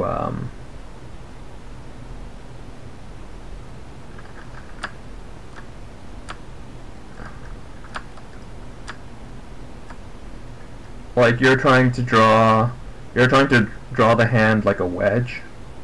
Right? Like in this one, that's what you're trying to do. You're trying to draw this wedge shape. And that's like the palm of the hand. And that's good.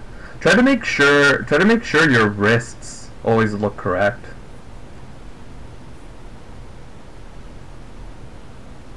Because if you look at your hand, you're like, I don't care how skinny you might be, your wrist has wrist bones, right, that connect to the palm of your hand, and your wrist bones are always like pretty much the same thickness as like this is always pretty much the same thickness as this, right?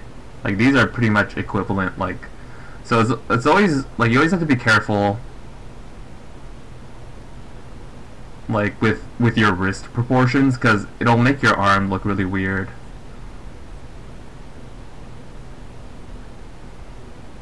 Like here, like all these like wrists look really like dinky, and I don't know, maybe the references are like that, but like I don't know, most people's wrists, like they're pretty much similar to the width of the palm.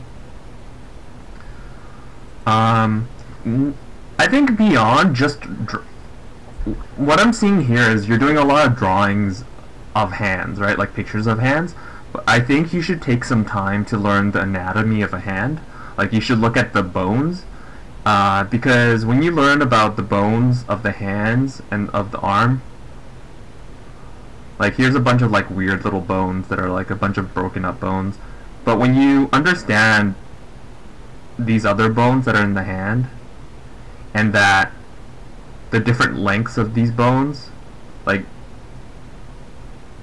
it creates an arc like this. So like the joints are like at different distances, and then that also affects like how long each finger bone is.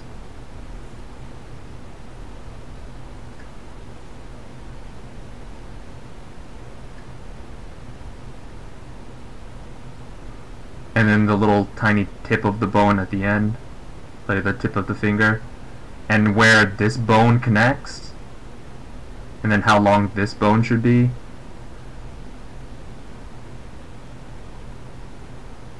Then it's a lot easier to build flesh around the understanding of the bones of the hand. So I think you should take some time to do that, because you're kind of doing it. I kind of see that, like, you're doing this, you're doing these shapes, trying to make sure it's like that.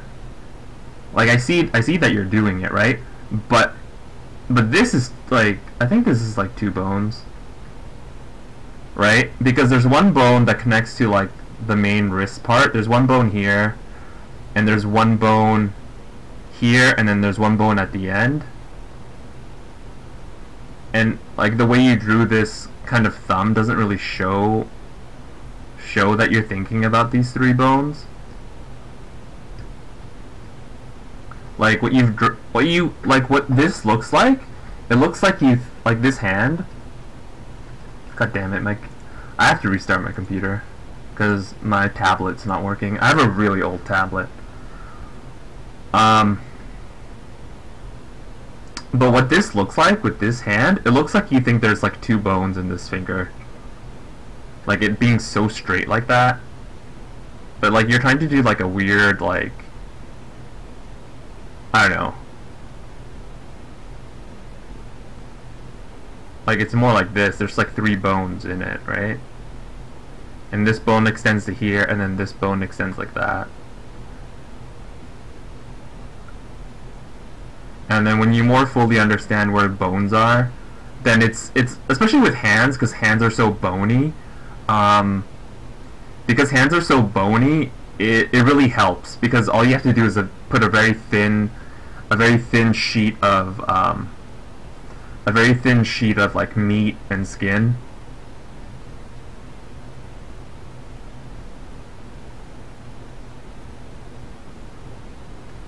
And then it's like pretty easy to skin it, like put skins on it. And then yeah, like the hand's not too complicated, like where like there's a few major muscles, like there's like like a group of muscle here and like a group of muscle here, and then everything else you can kind of like BS, like it's all like tendons. Like there's not really that many, like there are muscles in your hand, but like a lot of the action of your hand is like tendon action. So yeah, it should take some time to learn the anatomy.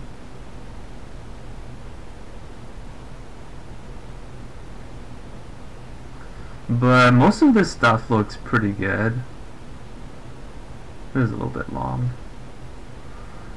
I don't know. A lot of these fingers seem really long, so I don't know. I don't know if they are that long. But be careful how long your fingers are.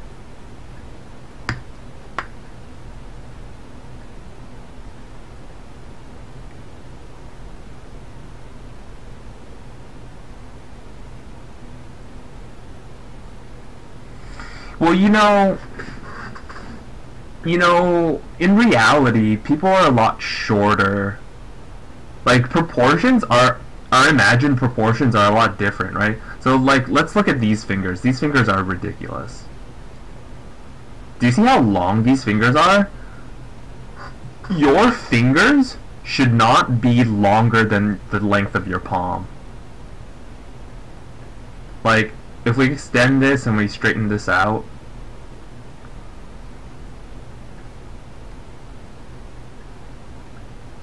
like this pointer finger is this long, and then if we look at how long your palm is here,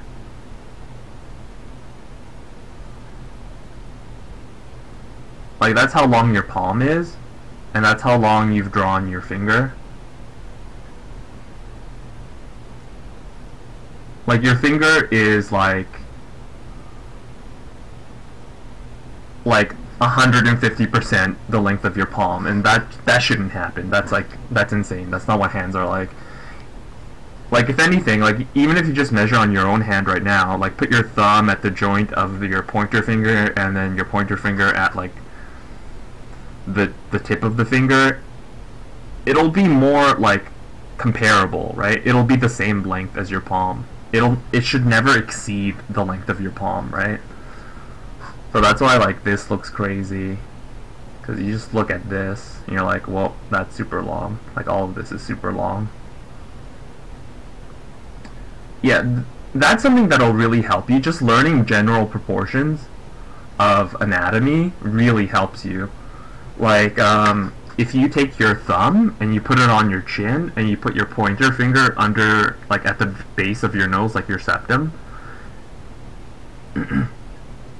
If you put your thumb at your chin and your pointer finger at the base of your nose at your septum, and you kind of lock that distance between your fingers, now move it so that your thumb is under your nose. Your pointer finger should touch your brow, like right between your eyebrows, like it should touch your brow. And then if you move your fingers again and put your thumb at your brow, your pointer finger should touch your hairline. Like it's these kind of proportions that, like, if you understand them, like they'll help you keep your drawings look, keep your imaginary people looking human. Like sure you can skew, sure you can skew, sure you can skew proportions. Of course, like everybody's proportions are different, right? Like if you're if you're like a really masculine, if you have like super masculine features, like here, let me show you.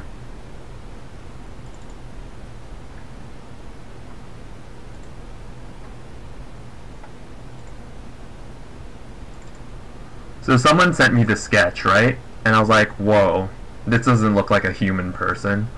But when I talked to them, they're like, oh yeah, I tried to give him a big nose and like a strong jaw because I wanted to make this guy look really masculine, right? So then I did a paint over.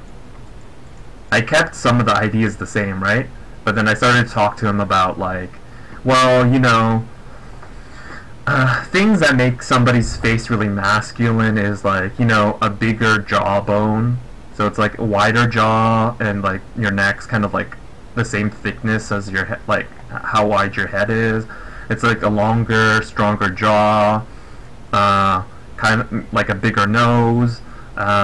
Your eyes, like on a very masculine looking face, like eyes will tend to be like a little bit smaller because your eyes don't really get bigger. Like the difference between a man and a woman is that like a woman, like eyes on a woman look big because, not because she has big eyes, it's because her face is smaller. Like the facial features are smaller, so her eyes look comparatively big on her face because she has a small face.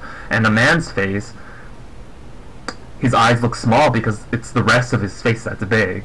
And the same with like a child. A child looks like it has huge eyes because its face is really tiny because it's still a child, right? So like, I'm like, oh, okay, like men have like bigger brows, maybe bigger eyebrows and stuff. And I was like, so this is like one level of like how masculine maybe you could draw somebody. And then I like, well, we can like exaggerate even more, right? Like, and then you can see if I overlay them, like I made the jaw even like bigger, I made the nose bigger, I made the brow bigger, and it looks like way more masculine.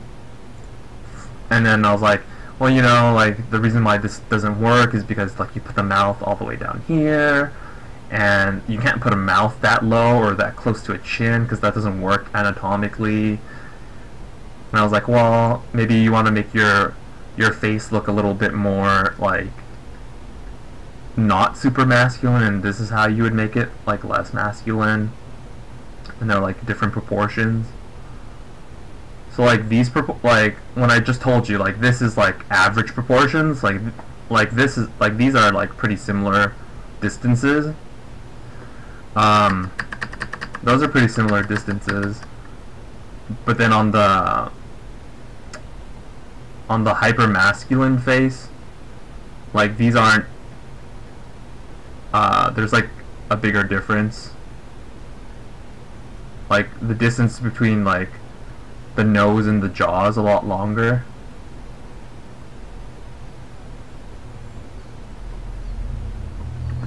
So like it's this way that you can play with like proportion, that can give you different feelings to your character.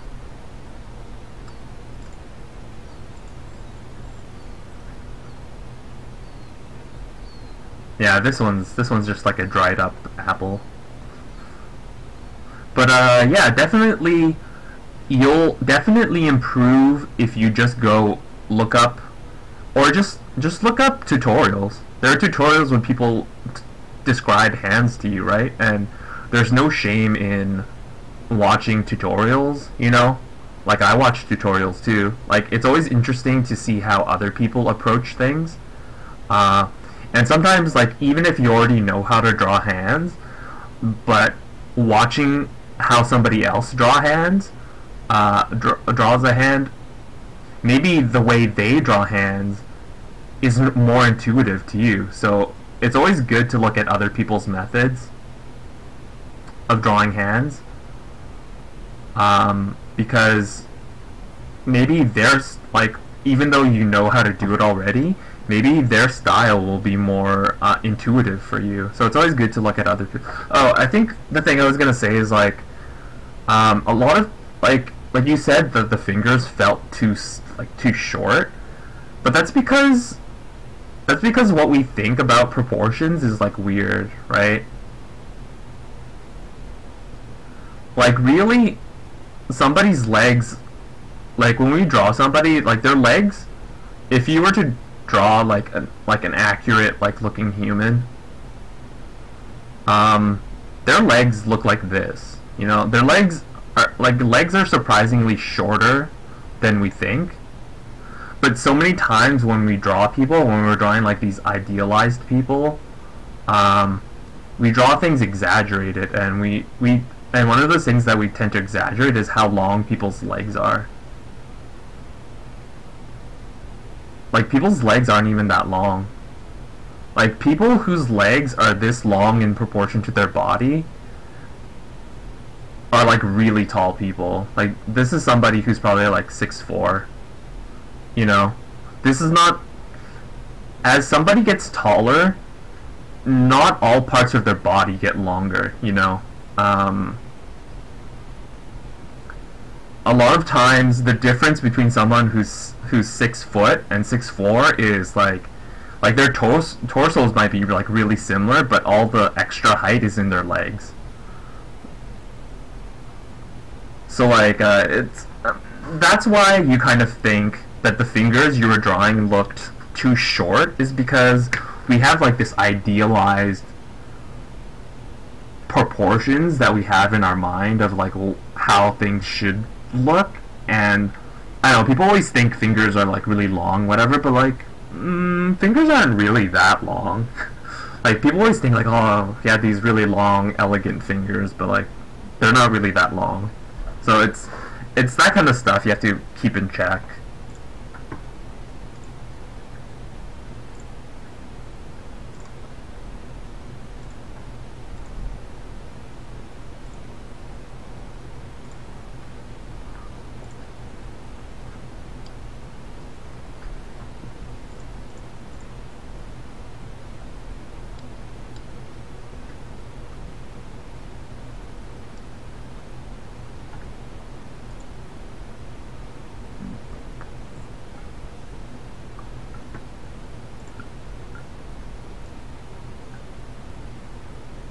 Yeah, no problem, man.